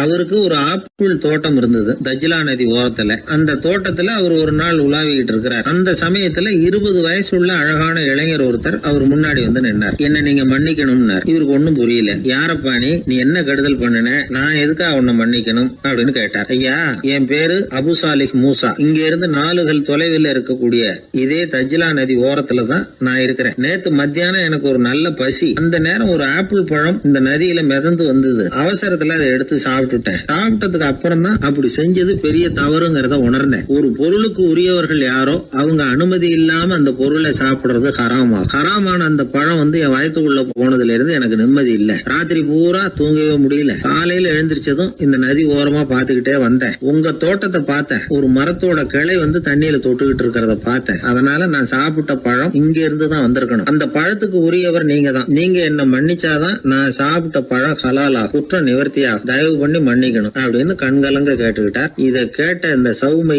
ஆச்சரியத்தோட அந்த இளைஞரை கூர்ந்து கவனிச்சார். இந்த அளவுக்கு நேர்மையான ஒரு நல்ல மனுஷனை விட்டுறக்கூடாது அப்படின்னு மனசுக்குள்ள முடிவு பண்ணிட்டார். நிமிர்ந்து அந்த இளைஞரை பார்த்தார். இதுக்கு நீ வந்து தண்டனையை ஏத்துக்கத்தான் வேணும்னார். எதுவா இருந்தாலும் ஏத்துக்கிறதுக்கு தயார்னார் அவர். இதுக்கு தண்டனையா 12 வருஷ காலம் நீ இங்க பணிவிடைகள் செய்யணும்னார். பணிவிடை செய்யறது என்னுடைய பாக்கியமா நினைக்கிறேன் அப்படின்னு சொல்லிவிட்டு மகிழ்ச்சியோட அந்த தண்டனையை ஏத்துக்கிட்டார். 12 வருஷம் முடிஞ்சது. அந்த 12 வருஷ காலத்துல அந்த இளைஞரோட வயசும் தகுதியும் வளர்ந்தது. கடைசியில் அந்த பெரியவர் அந்த இளைஞரை கூப்பிட்டார். இத பாருப்பா, இன்னையோட உன் பணிவிடை காலம் 12 வருஷம் முடிஞ்சது. ஆனா தண்டனை இதோட முடிஞ்சு விட்டதா நினைக்காத. அது இன்னமும் முடியல. கடைசியா இன்னும் ஒரு தண்டனை பாக்கி இருக்கு. அதை நீ ஏத்துக்கணும்னார். எதுவா இருந்தாலும் ஏத்துக்கிறதுக்கு சித்தமா இருக்கிறேன் இவர். எனக்கு ஒரு மகள் இருக்கிறா. அவளுக்கு 2 கண்ணும் தெரியாது, 2 காதும் கேட்காது, 2 காலும் செயல்படாது. அவளை நீ கல்யாணம் பண்ணிக்கணும் அப்படின்னார் பெரியவர். இத கொஞ்சமும் ஒரு எதிர்பார்க்கல. திகைச்சார். அடுத்த நிமிஷம் சரி, இதையும் நான் மனப்பூர்வமா ஏத்துக்கிறேன். இறைநேசர் செல்வர் சௌமை அவர்களுடைய புதல்வி பாத்திமாவுக்கும் இளைஞர் அபு சாலிஹ் மூசாவுக்கும் அடுத்த சில தினங்கள்ல முறைப்படி திருமணம் நடந்தது. திருமணத்துக்கு அப்புறம் மணமகளை பார்த்த அந்த இளைஞர் திகைச்சு போயிட்டார். ஏன்னா அந்த பெரியவர் சொன்னதுக்கு நேர்மாறா இருந்தார் பாத்திமா. உடல் குணம் எதுவும் கிடையாது, ரொம்ப அழகா இருந்தாங்க. மறுநாள் சௌமை அபு சாலிஹை கூப்பிட்டு இதுக்கு விளக்கம் சொன்னாராம். என் மகளுக்கு கண்ணு தெரியாதுன்னு சொன்னதுதான் சொல்லியிருந்த நேத்து முன்னாடி சொன்னேன். அது எந்த விதமான தீய காட்சிகளும் அவ கண்ணுக்கு தெரியாதுன்னு தான் அர்த்தம். காது கேட்காதுன்னு சொன்னேன், தீய விஷயங்களை அவ கேட்க மாட்டான்னு அர்த்தம். கால்கள் செயல்படாதுன்னு சொன்னேன், வீட்டை விட்டு தீமையான இடங்களுக்கு அவ போக மாட்டான்னு அர்த்தம் அப்படின்னா. 12 வருஷத்துக்கு முன்னாடி உன்னை முதல் முறையா பார்த்தப்பவே உண்மை வந்து என்னுடைய சீடரா மானசீகமா ஏத்துக்கிட்டேன் அப்படிங்கிற விவரத்தையும் சொன்னாராம். இந்த இளைஞர் அபு சாலிஹ் பிற்காலத்துல ஒரு பெரிய ஆன்மீக மேதையா உயர்ந்தார். அந்த தம்பதிகளுக்கு 60வது வயசுல ஒரே ஒரு குழந்தை பிறந்தது. அந்த ஃபாதர் ஜிலானி முஹைத்தீன் ஆண்டகை, அதாவது அந்த குழந்தை தான் ஆன்மீக பேரரசர் முஹைத்தீன் ஆண்டகை. அப்படி வந்து அந்த கதையை சொல்லுவாங்க பழைய இதை. அப்படிப்பட்ட பெரியவர்களுடைய வாழ்க்கை தான் நமக்கு வழிகாட்டணும். எனக்கு ஒரு சிநேகிதன், அவன் சொன்னான், டேய், என்னுடைய மாமனார் கூட தன்னுடைய பொண்ணை எனக்கு திருமணம் பண்ணி கொடுக்கறதுக்கு முன்னாடி ஒரு செய்தியை சொன்னார். பொய்ன்னு அப்புறமா தான் தெரிஞ்சது அப்படின்னா. என்ன சொன்னார்னு கேட்டோம். என் பொண்ணு மாசத்துக்கு ஒரு தடவை ஏதாவது கோபம் வந்தா கையில கிடைக்கிறத எடுத்து உங்க மேல எரிவா, நீங்க தான் அனுசரிச்சு நடந்துக்கணும்னு சொன்னார் அப்படின்னா. அப்படி அவர் சொன்னது பொய்யா அப்படின்னு கேட்டேன். ஆமா, அவர் மாசம் ஒரு தடவைன்னு அவர் சொன்னது பொய், தினம் ஒரு தடவை அப்படி செய்யறா, இதுதான் உண்மை அப்படின்னா. ஒரு சீடன், அந்த காலத்துல அஹிம்சைக்கு மரியாதை அதிகமா இருந்தது. இந்த காலத்துல வந்து இம்சைக்கு அதிக மரியாதை. ஒரு பெரியவர் இருந்தார். உண்மையை பத்தியும் சத்தியத்தை பத்தியும் நிறைய உபதேசம் எல்லாம் பண்ணார். அது பிரகாரமே நடந்தார். அவர் பின்னாடி நிறைய கூட்டம்லாம் இருந்தது. சீடர்கள் அதிகமா இருந்தாங்க. அவர் கொள்கைக்கு மரியாதை இருந்தது. ஆனா காலப்போக்கில் அந்த மரியாதை குறைஞ்சு போச்சு. அவர் பின்னாடி போன கும்பலும் குறைஞ்சு போச்சு. இது ஏன்? இப்படி ஒரு கேள்வி கேட்டார் ஒருத்தர். அதுக்கு பதில் சொல்ல வந்தார் ஒருத்தர். அவரு ஒரு கதையை சொன்னார். சீக்கிய கதை. அதாவது மகான் குருநானக் வந்து உபதேசம் பண்ணிக்கிட்டு இருந்த காலம். அவர் பின்னாடி ஏகப்பட்ட கூட்டம் போற இடமெல்லாம் மக்கள் வெள்ளம் அவர் பின்னாடியே போயிட்டு இருந்ததுதான். அவர் எந்த ஊருக்கு போனாலும் எல்லாரும் பின்னாடியே போனாங்க. இந்த கூட்டத்தையும் அவங்க கிட்ட இருக்கிற ஆர்வத்தை போனார் ஒருத்தர். அவரு குருநானக்கோட நண்பர். அவர் நேரா போய் குருநானக்க பார்த்தார். ஆகா, உங்களுக்கு தான் எத்தனை ஆயிரம் சீடர்கள் அப்படின்னார். குருநானக் இதை கேட்டுட்டு லேசா சிரிச்சார். அவ்வளவுதான், பதில் எதுவும் சொல்லல. கொஞ்ச நாள் கழிச்சு குருநானக் ஒரு ஊரை விட்டுட்டு இன்னொரு ஊருக்கு புறப்பட்டார். ஆயிரக்கணக்கான ஜனங்கள் பின்னாடி போனாங்க. சும்மா போல, குரு மகாராஜுக்கு ஜே அப்படின்னு கோஷம் போட்டுக்கிட்டே போறாங்க. ஒரு சாலை ஓரமா போய்கிட்டே இருக்கிறாங்க. திடீர்னு ஒரு இடத்துல ஆகாசத்துல இருந்து செப்பு காசுகள் மழை மாதிரி கொட்டுச்சு. கோஷம் போட்டுக்கிட்டு வந்தவங்க எல்லாம் பாதி பேர் உடனே கரைஞ்சு ஓடினாங்க. அவங்களுக்கு கிடைச்ச செப்பு காசையெல்லாம் பொறுக்கிட்டு மடியில கட்டிக்கிட்டு சொல்லிக்காம கொள்ளாம நழுவி போயிட்டாங்க. அவர் இதையெல்லாம் கவனிக்காம தொடர்ந்து போயிட்டே இருக்கிறார். அடுத்த ஊருக்கு போனார். அங்க மறுபடியும் ஒரு பணமழை. போன தடவை செப்பு காசு கொட்டுச்சு, இந்த தடவை இங்க வெள்ளி காசா கொட்டுது. இப்பவும் இருந்த கூட்டத்துல பாதி பேர் கும்பல் அப்படியே கலைஞ்சு ஓடி போய் முடிஞ்ச அளவுக்கு அதை பொறுக்கிட்டு அப்படியே ஓடிட்டாங்க. குருநானக் தொடர்ந்து போறார். இன்னொரு ஊர்ல மறுபடியும் பணமழை. இந்த தடவை வெறும் தங்க காசா வந்து விழுது. இதை பார்த்ததும் மீதி இருந்த கும்பலும் கலைஞ்சு ஓடி போய் தங்க காசை அள்ளிக்கிட்டு அம்பேல் ஆயிட்டுது. குருநானக் திரும்பி பார்த்தார். கடைசியா எஞ்சி இருந்தது ஒரே ஒரு சீடர் தான். செப்பு காசு, வெள்ளி காசு, தங்க காசு எதையும் பொருட்படுத்தாம இவர் பின்னாடியே வந்துகிட்டு இருக்கிறார். நீதான்ப்பா என்னுடைய உண்மையான சீடன் அப்படின்னு சொல்லி அவரை வாழ்த்தி அவர்கிட்ட தன்னுடைய பணிகளை ஒப்படைச்சாராம் குருநானக். அவ்வளவுதான் அந்த கதை. அதை கேட்டதும் உண்மைக்கு ஏன் மரியாதை குறைஞ்சு போச்சுங்கிறது புரியுது. நல்லவங்க பின்னாடி போற கூட்டம் குறையறதுக்கு இதுதான் காரணம். காசு தான் முக்கியம்னு நினைக்கிறவங்க அதிகமாயிட்டாங்க இந்த காலத்துல. காசு முக்கியம்தான், இல்லைன்னு சொல்லல. ஆனா காசு நமக்கு அடிமையா இருக்கணும். வேலைக்கார மாதிரி இருந்து வேண்டியதை வாங்கி கொடுக்கணும். நாம காசுக்கு அடிமையாயிடக்கூடாது. அப்படி ஆகும் பொழுதுதான் விவகாரம் ஆரம்பம். இந்த காலத்து குரு ஒருத்தர், அவருக்கு பின்னாடி ஏகப்பட்ட சீடர்கள் இருந்தாங்க. ஒரு காலத்துல ஒவ்வொரு கட்டத்துல ஒவ்வொருத்தரா நழுவி போயிட்டாங்க. இப்ப மிஞ்சி இருக்கிறது ஒரே ஒரு சீடன் தான். ரொம்ப பவ்யமா கையை கட்டிட்டு அவர் முன்னாடி உட்காந்துருக்கிறான். கடைசியில நீ மட்டுமாவது இருக்கியப்பா, அது போதும், நீ தான் எனக்கு உண்மையான சீடன் அப்படின்னாராம் குரு. அதுக்கு அந்த சீடன் சொல்லியிருக்கான், அப்படி இல்லைங்க சுவாமி, நீங்க இப்போ உட்காந்துக்கிட்டு இருக்கிற பீடத்துக்கு அடியில பெட்டியில பணம் வச்சிருக்கிறீங்க, அது எனக்கு தெரியும். அதனால நீங்க எப்போ எழுந்திரிச்சு அந்த பக்கம் போவீங்கன்னு பாத்துக்கிட்டு இருக்கிறேன் அப்படின்னு நானும் விழுந்தது.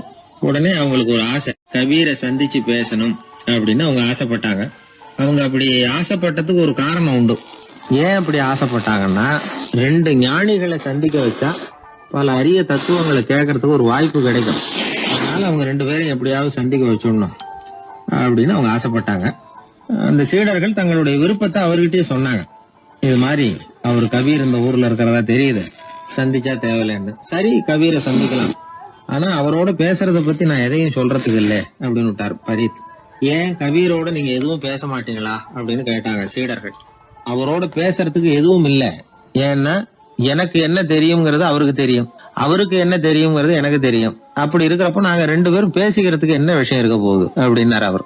இங்க நிலைமை இப்படி. கபீர் இருக்கிற இடத்துல என்ன நடந்தது தெரியுமா? இது மாதிரி பரீத் காசிக்கு வந்திருக்கிறார் அப்படிங்கிற விஷயம் கபீரின் சீடர்களுக்கு தெரிஞ்சது. உடனே அவங்களும் நீங்க ஷேக் பரீத்தை சந்திச்சு பேசணும்னு அவர்கிட்ட கேட்க ஆரம்பிச்சாங்க. அதுக்கு கபீர் சொன்னாராம், நாங்க ரெண்டு பேரும் சந்திச்சுக்கிட்டா ஒருத்தர் கட்டி தழுவிக்குவோம், ஆனந்த கண்ணீர் வடிப்போம், வார்த்தைகளால பரிமாறிக்கிறதுக்கு எங்ககிட்ட எதுவும் இல்ல அப்படின்னாராம். இருந்தாலும் ரெண்டு பக்கத்துல இருந்த சீடர்களும் அப்படி நினைக்கல. எப்படியும் இவங்க சந்திச்சுக்கிட்டா கொஞ்சமாவது பேசாம இருக்க முடியாது, ஏதாவது பேசிக்குவாங்க அப்படின்னு நினைச்சாங்க. அதனால தொடர்ந்து வற்புறுத்தினாங்க. கபீர் பரீத்தை தன்னுடைய ஆசிரமத்துக்கு அழைச்சார். அந்த ஊரின் எல்லைக்கே போய் அவரை அழைச்சிட்டு வந்தார். ரெண்டு பேரும் சந்திச்சாங்க. ஒருத்தர் கட்டி பிடிச்சுக்கிட்டாங்க. ஒருத்தர் கைய ஒருத்தர் பிடிச்சபடியே ரொம்ப நேரம் நின்றுட்டு இருந்தாங்க. ஆனந்த கண்ணீர் வழிஞ்சுது. கபீர் ஆசிரமத்துல ரெண்டு பேரும் மௌனமா உட்கார்ந்துருக்காங்க. ஏதாவது பேசுவாங்கன்னு சொல்லி எதிர்பார்த்துக்கிட்டே ரெண்டு பக்கமும் சீடர்கள் காத்துக்கிட்டு இருக்கிறாங்க. பேசுங்கன்னு சொல்லியும் பார்த்தாங்க. அதை கேட்டதும் லேசா சிரிச்சாங்களே தவிர எதுவுமே பேசிக்கலையாம். ஒரு நாள் பூரா இப்படியே போயிட்டுது. அதுக்கப்புறம் பரீத் கபீர் கிட்ட விடைபெற்றுக்கிட்டு புறப்பட்டார். ஏன் நீங்க பேசல அப்படின்னு சொல்லி கபீரின் சீடர்கள் கேட்டாங்களாம். அதுக்கு கபீர் சொன்னார், நாங்க ரெண்டு பேரும் உணர்ந்ததை சொல்றதுக்கு வார்த்தைகள் கிடையாது. எல்லாமும் உணர்ந்த பரீத்து கிட்ட பேசுறதுக்கு என்கிட்ட எதுவும் இல்ல, அதனால பேசல அப்படின்னார். இதே மாதிரி பரீத்தின் சீடர்களும் அவர்கிட்ட கேட்டிருக்கிறாங்க, ஏன் நீங்க பேசலன்னு. எங்க ரெண்டு பேர்ல யாராவது ஒருத்தர் பேச ஆரம்பிச்சிருந்தாலும் அதை போல முட்டாள்தனம் வேற எதுவும் இருக்க முடியாதுன்னாரு அவரு. ஞானிகள் ரெண்டு பேரும் பேசி இருந்தா என்ன ஒரு தெளிவு கிடைக்குமோ அதை விட அதிகமான தெளிவு கிடைச்சதான் சீடர்களுக்கு. உண்மையின் வடிவமான பரம்பொருள் பேசப்பட வேண்டிய ஒன்றல்ல, அது உணரப்பட வேண்டிய ஒன்று அப்படிங்கறத அவங்க புரிஞ்சுக்கிட்டாங்களாம். ஒரு கணவனும் மனைவியும் ரொம்ப நாள் ஒருத்தர் பிரிஞ்சிருந்தாங்க. பல வருஷங்களுக்கு அப்புறம் அவங்க சந்திச்ச உடனே ஏதாவது பேசலாம்ல, பேசல. ரெண்டு பேருமே மௌனமா இருந்தாங்க. இந்த ஞானிகள் மாதிரி ஒருத்தர் ஆர்வமா பாத்துக்கிட்டாங்க, அவ்வளவுதான். அந்த கணவனை தனியா கூப்பிட்டுக்கிட்டு போய் ஒருத்தர் விசாரிச்சார். ஏன்பா இவ்வளவு நாள் கழிச்சு சந்திக்கிறீங்க, நீயாவது முதல்ல வாயை திறக்கப்படாதான்னார். அதுக்கு அவர் சொன்னார், ஏற்கனவே நான் வாயை திறந்ததுனால தானே சார் இவ்வளவு காலமும் பிரிஞ்சு இருக்கிறது மாதிரி ஆச்சு, அதனால அவசரப்படாம பொறுமையா இருக்கிறேன் அப்படின்னாராம். அதனால பேச்சு பெருசுதான், இருந்தாலும் மௌனம் அதை விட பெரியது அப்படிங்கறத ஒரு வாழ்வியல் உண்மையாக நாம புரிஞ்சுக்கணும். ஒரு சீடன் வெளியூர் புறப்படுறதுக்கு தயாரா இருந்தான். ரொம்ப தூரம் போக போறான், திரும்பி வர நாளாகும்.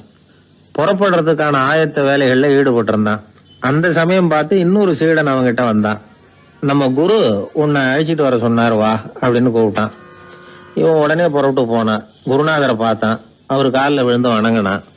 வணங்கிவிட்டு எழுந்திரிச்சான். அவ்வளவுதான். குரு ஏதாவது உபதேசம் பண்ணுவாருன்னு எதிர்பார்த்தான். ஆனா நடந்தது என்ன தெரியுமா? குரு அவனுக்கு ஓங்கி ஒரு அடி கொடுத்தார். எதிர்பாராம இந்த அடியை வாங்கினதும் அந்த சீடன் அதிர்ந்து போயிட்டான். பக்கத்துல இருந்த மற்ற சீடர்களும் திகைச்சு போய் நின்னுட்டாங்க. அடி வாங்கின சீடனுக்கு மனசுக்குள்ள குழப்பம். நாம என்ன தப்பு பண்ணணும், புறப்படுற நேரத்துல இப்படி குரு கிட்ட அடி வாங்குற மாதிரி ஆயிட்டுதே அப்படின்னு நினைச்சு மனசுக்குள்ள ரொம்ப வேதனைப்பட்டான். கொஞ்சம் துணிச்சலை வரவழைச்சுக்கிட்டு குருநாதர்கிட்டயே கேட்டுட்டான், சுவாமி நான் என்ன தப்பு பண்ணினேன், என்ன இப்படி அடிச்சுட்டீங்களே, ஒரு வார்த்தை கூட உங்களை எதிர்த்து நான் பேசினது இல்லையே, இவ்வளவு காலமா உங்க விருப்பத்துக்கு விரோதமா ஒரு காரியம் கூட நான் செஞ்சது இல்லையே, வந்ததும் வராததுமா ஒண்ணுமே சொல்லாம என்ன அடிச்சுட்டீங்களே, குருவே நான் செஞ்ச குற்றம் தான் என்ன அப்படின்னு கண்ணீரோட பரிதாபமா கேட்டானா அந்த சீடன்.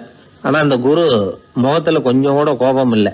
அவர் சிரிச்சுக்கிட்டே நின்னுகிட்டு இருந்தாராம். அதுக்கப்புறம் சொன்னாராம், என்னுடைய அருமை சீடனே, நீ ஒரு தவறும் பண்ணல, நான் உன்னை அடிச்சது நீ ஏதோ தப்பு பண்ணிவிட்டேங்கிறதுக்காக இல்ல, நீண்ட பயணம் போக போறேன், ஞாபகமா ஏதாவது கொடுத்து அனுப்ப வேணாமா, நீ ஞானம் பெற்ற பிறகுதான் திரும்பி வரப்போறேங்கிறது எனக்கு தெரியும், அதுக்கு பிறகு உன்னை வந்து அடிக்க முடியுமா, அதனால இப்ப கிடைச்சிருக்கிற இந்த வாய்ப்பை பயன்படுத்திக்கிட்டேன், அப்போதைக்கு இப்பவே அடிச்சுட்டேன், அவ்வளவுதான், வேற ஒண்ணும் இல்லை அப்படின்னாராம்.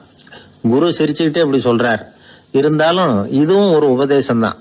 அதிர்ச்சிகளால வந்து விழிப்படைய வைக்கிறதும் ஒரு வழிதான். இது ஜென் வழி. பெரும்பாலும் அதிர்ச்சியின் மூலமாகவே ஞான தரிசனத்தை அருள்கிறவர்கள் தான் ஜென் குருமார்கள். நம்ம தியானம் தான் ஜென். இந்தியாவிலிருந்து சீனாவுக்கு போய் கொஞ்சம் பேர் மாறி வளம் பெற்று ஜப்பான்ல ஜென் ஆகி வளர்ந்துருக்குது, அவ்வளவுதான். ஜென்கிறது தியானம். எதை நினைச்சும் தியானிக்கிறது இல்ல, எல்லாத்திலையும் தியானம் இருக்கிறதா சொல்லுது ஜென். பேசுறது, இருக்கிறது, நடக்கிறது, சாப்பிடுறது, சிரிக்கிறது, தூங்குறது, தொழில் செய்யறது அல்லது சும்மா இருக்கிறது எல்லாமே தியானம் தான். ஜென்கிறது ஒரு சுய தரிசனம், தன்னைத்தானே அடையாளம் கண்டுகொள்கிறது தான் அது.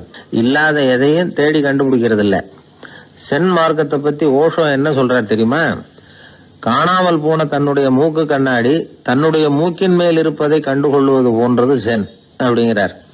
நம்மால் ஒருத்தர் இன்னொருத்தர் முகத்தை ரொம்ப நேரமா உத்து பார்த்துக்கிட்டு இருந்தார். என்ன பாக்குறீங்கன்னாரு அவரு. நீங்க போட்டிருக்கீங்களே மூக்கு கண்ணாடி, அதை தான் பாக்குறேன்னாரு இவரு. நீங்க அப்படி பாக்குறதுக்கு விசேஷ காரணம் ஏதாவது உண்டான்னு கேட்டார் இவர். உண்டுன்னார். என்னன்னு கேட்டார். நேத்திக்கு காணாம போன என்னோட மூக்கு கண்ணாடி அது அப்படின்னாராம் இவர். எதிர்காலத்தை நினைச்சா எனக்கு ரொம்ப பயமா இருக்கு சார் அப்படின்னு சொல்றவங்க நிறைய பேர் இருக்கிறாங்க.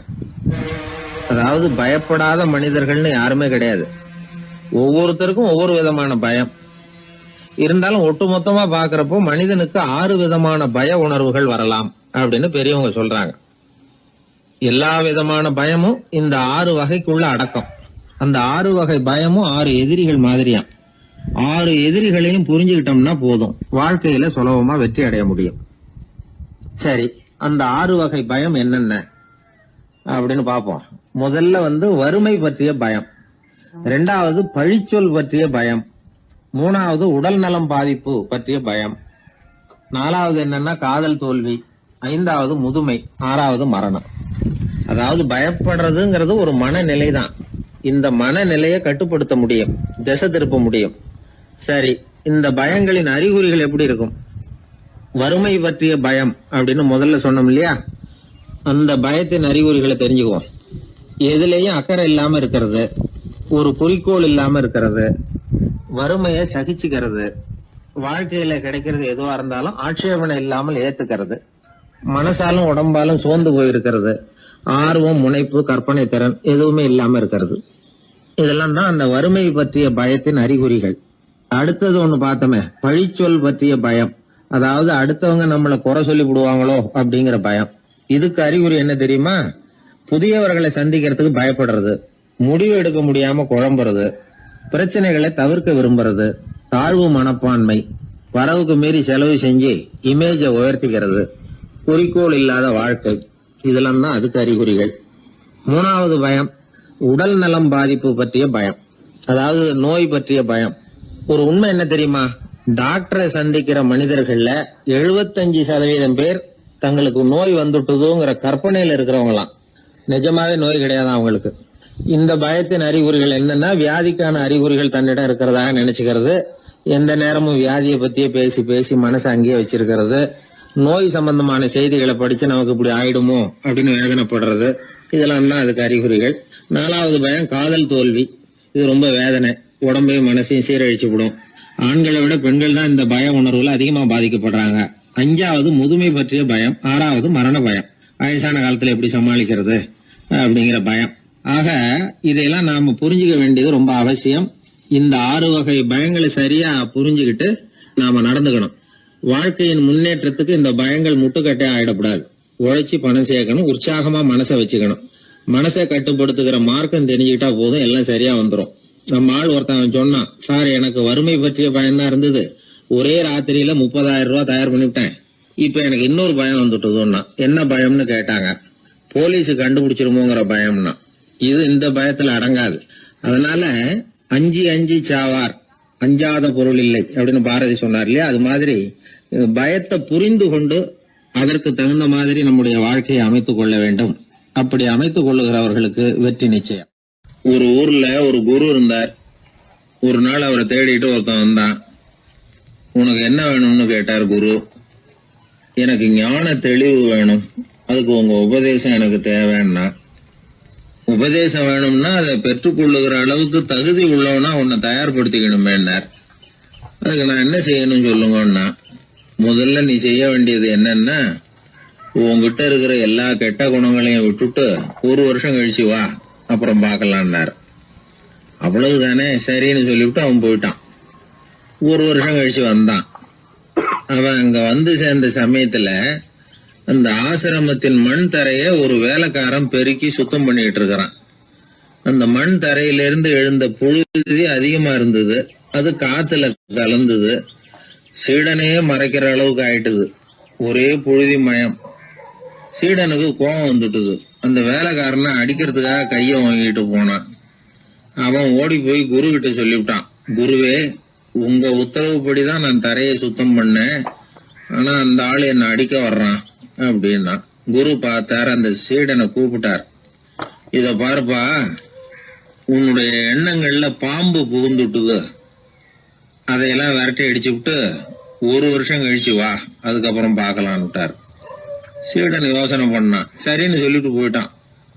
1 வருஷம் கழிச்சு மறுபடியும் வந்தான். இப்போ அவன் வர்ற சமயத்துல அந்த வேலைக்காரன் என்ன பண்ணான் தெரியுமா? குரு கட்டளைப்படி தரையை பெருக்கினான். அப்புறம் அந்த புழுதியை எடுத்து வேணும்னே அந்த சீடன் மேல தூவனான். அவ்வளவுதான். சீடனுக்கு மகாகம் வந்துட்டுது. அந்த வேலைக்காரனை பிடிச்சி கண்ணாமண்ணான்னு திட்டிவிட்டான். வேலைக்காரன் குரு கிட்ட ஓடனான். ஐயா, அந்த ஆளு வாய்க்கு வந்தபடியெல்லாம் திட்டுறான் அப்படின்னா. குரு பார்த்தார். ஓ அப்படியா? அப்படின்னா இந்த தடவை பாம்புகள் கிடையாது, இப்போ அவன் இதயத்துக்குள்ள நுழைஞ்சிருக்கிறது நாய். அதை விரட்டி அடிச்சு விட்டு இன்னும் ஒரு 1 வருஷம் கழிச்சு அவனை வர சொல், அப்புறம் பார்க்கலாம் அப்படின்னு சொல்லி அனுப்பி வச்சுட்டார். சீடன் திரும்பி போயிட்டான். 1 வருஷம் கழிச்சு மறுபடியும் வந்தான். இப்போ அவன் வர்றப்போ என்ன செய்யணுங்கிறத அந்த வேலைக்காரங்கிட்ட குரு ஏற்கனவே சொல்லி வச்சிருக்கிறார். அது பிரகாரமே அவன் பண்ணனான். அவன் என்ன செஞ்சான் தெரியுமா? கூட்டி பெருக்கின புழுதியை எல்லாம் ஒரு வாளி தண்ணியில போட்டு நல்லா கலக்கி அந்த சீடன் தலையில ஊத்தினான். இவ்வளவு செஞ்சும் இந்த தடவை அவனுக்கு கோபமே வரல. அதுக்கு பதிலா அவனை பார்த்து நன்றின்னா. எதுக்கு நன்றி தெரியுமா? எதையும் சகிச்சுக்கிட்டு அமைதியா இருக்கும் குணத்தை கற்றுக்கொள்வதற்கு உதவியா இருந்ததுக்காக அந்த வேலைக்காரனுக்கு நன்றி. இத கேள்விப்பட்ட உடனே அந்த குரு ஓடி வந்தார். இவனை கட்டி பிடிச்சுக்கிட்டார். இனிமே நான் உனக்கு உபதேசம் பண்ணலாம், அதுக்கான தகுதி உனக்கு வந்துட்டுதுன்னார். இதுல இருந்து என்ன தெரியுது? ஒருத்தர்கிட்ட உபதேசம் வாங்கணும்னா கூட அதுக்குன்னு ஒரு தகுதி நமக்கு தேவைப்படுது.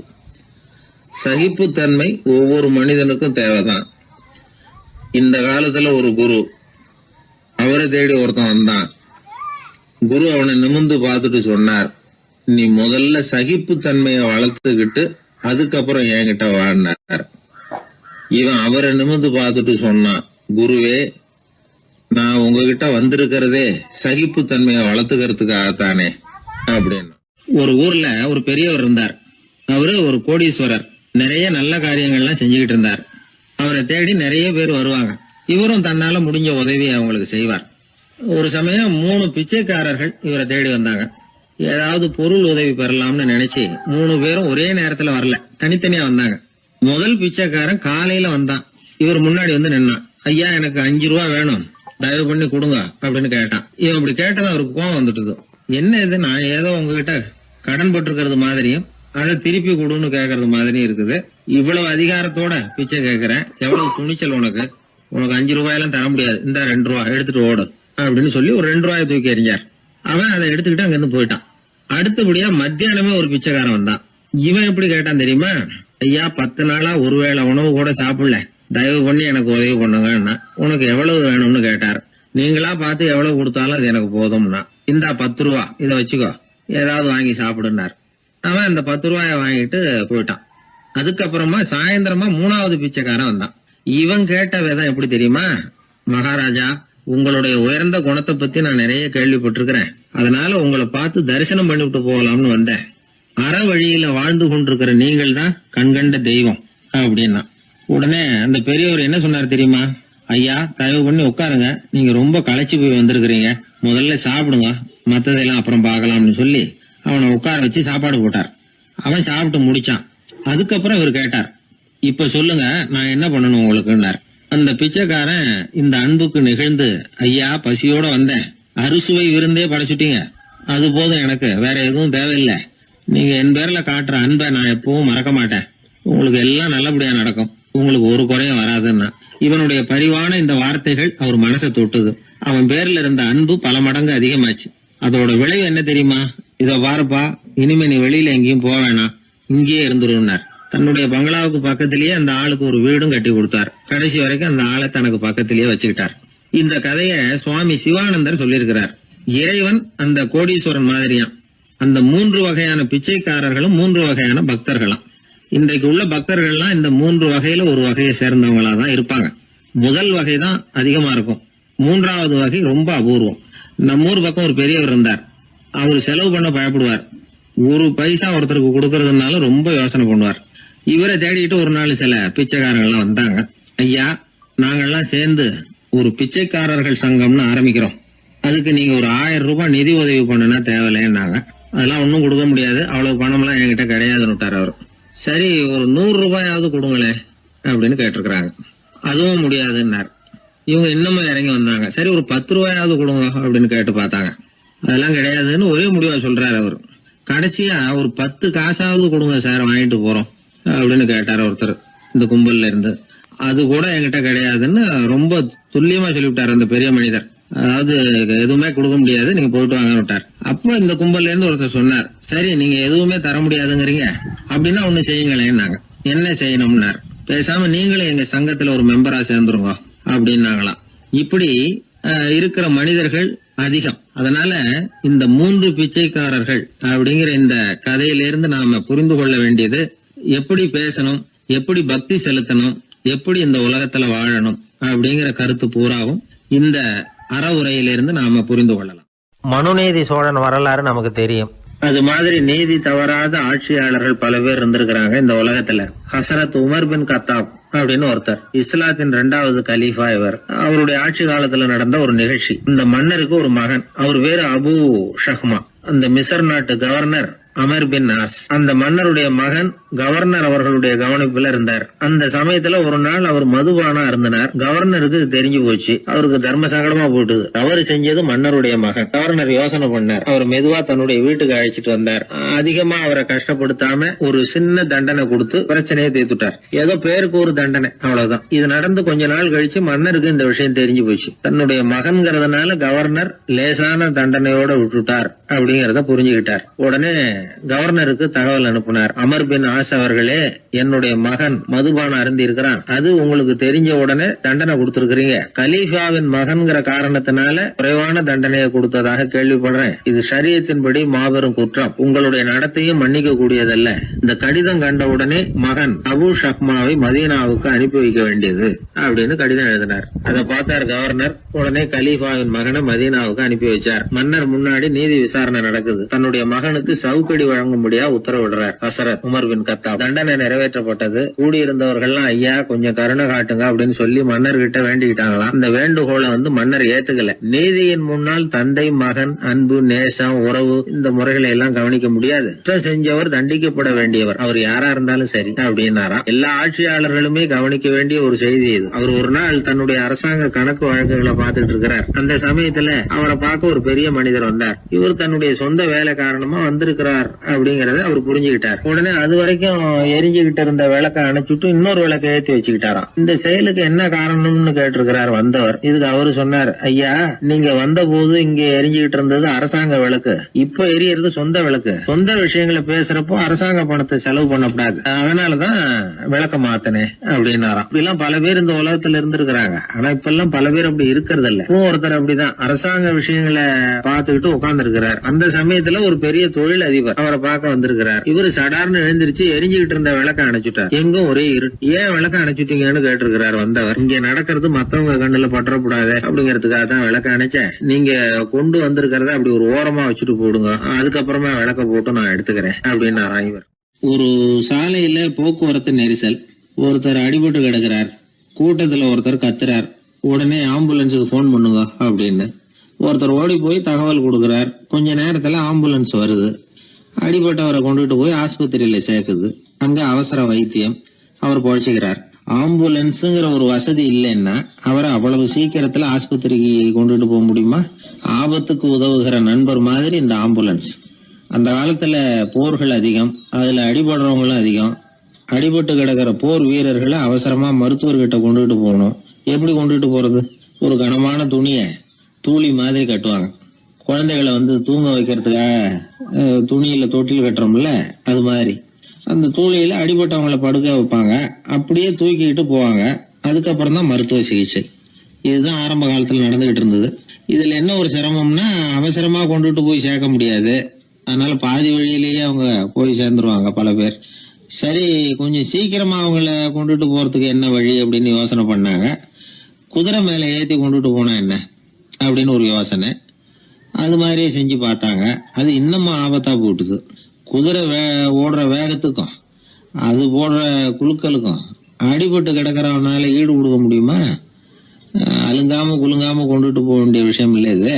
சரி, குதிரை முதுகுல அவனை கொண்டுட்டு போக வேணாம். குதிரை வண்டியில கொண்டுட்டு போனா என்ன?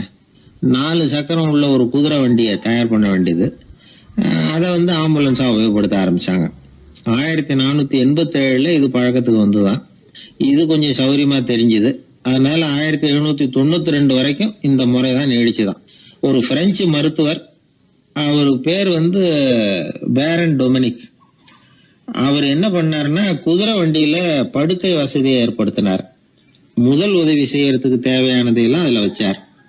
எங்கேயாவது ஒருத்தர் காயம் போட்டிருக்காருன்னு தெரிஞ்சதுன்னா அங்கேயே போய் வேண்டிய உதவிகளை பண்ணார். தன்னார்வ தொண்டர்களையும் இந்த பணியில அவர் ஈடுபடுத்தினாராம். 1864 ஜெனீவா ஒப்பந்தம் ஏற்பட்டது இல்லையா? அப்பதான் ஆம்புலன்ஸ் சர்வீஸுக்கு மோட்டார் வாகனங்களையும் பயன்படுத்தலாம் அப்படின்னு முடிவு பண்ணிருக்கிறாங்க. அந்த சமயத்துல இன்னொரு விதமான ஆம்புலன்ஸ் சேவையும் நடந்துதான். அதாவது ராட்சத பலூன்கள் இருக்குல்ல, அதையெல்லாம் ஆம்புலன்ஸா பயன்படுத்தி இருக்கிறாங்க. முதல் தடவையா அமெரிக்காவில் 1930 தான் ஒரு முழுமையான ஆம்புலன்ஸ் வாகனம் நடமாட ஆரம்பிச்சுதான். அதாவது அதுல ஆக்சிஜன் சிலிண்டர் இருக்கும், ட்ரிப்ஸ் மாதிரி அவசர தேவை உபகரணங்கள் இருக்கும், ஒரு மருத்துவர் இருப்பார், ஒரு நர்ஸ் இருப்பாங்க, இப்படிப்பட்ட ஒரு ஆம்புலன்ஸ் வசதி வந்த பிறகுதான் பல உயிர்களை காப்பாற்றக்கூடிய ஒரு நல்ல வாய்ப்பு ஏற்பட்டது. இப்பெல்லாம் இந்த ஆம்புலன்ஸ் சேவை எவ்வளவோ முன்னேற்றம் கண்டிருக்கு. மோட்டார் வாகனம் மட்டும் இல்ல, படகு, ஹெலிகாப்டர், விமானங்கள் இதெல்லாம் கூட இப்ப இந்த பணிக்கு ரொம்ப உபயோகமா இருக்கு. ஆபத்துல இருக்கிற ஒரு மனுஷனை பார்த்துட்டா உடனே அவனை காப்பாத்தணுங்கிற எண்ணம் இன்னொரு மனுஷனுக்கு ஏற்படத்தான் செய்யுது. அதனாலதான் காலம் ஏதோ கொஞ்சம் ஒழுங்கா ஓடிக்கிட்டு இருக்குது. அடிபட்டு கிடக்கிற ஒருத்தனை பார்த்த உடனே ஆம்புலன்ஸுக்கு போன் பண்ணத்தான் ஓடுவோம் யாரா இருந்தாலும். ஒரு ஆள் அடிபட்டு விழுந்தான், அதை பார்த்த உடனே ஒருத்தன் அவசரமா ஓடினான். கொஞ்ச நேரத்துல இன்னொருத்தரை கூட்டிட்டு வந்து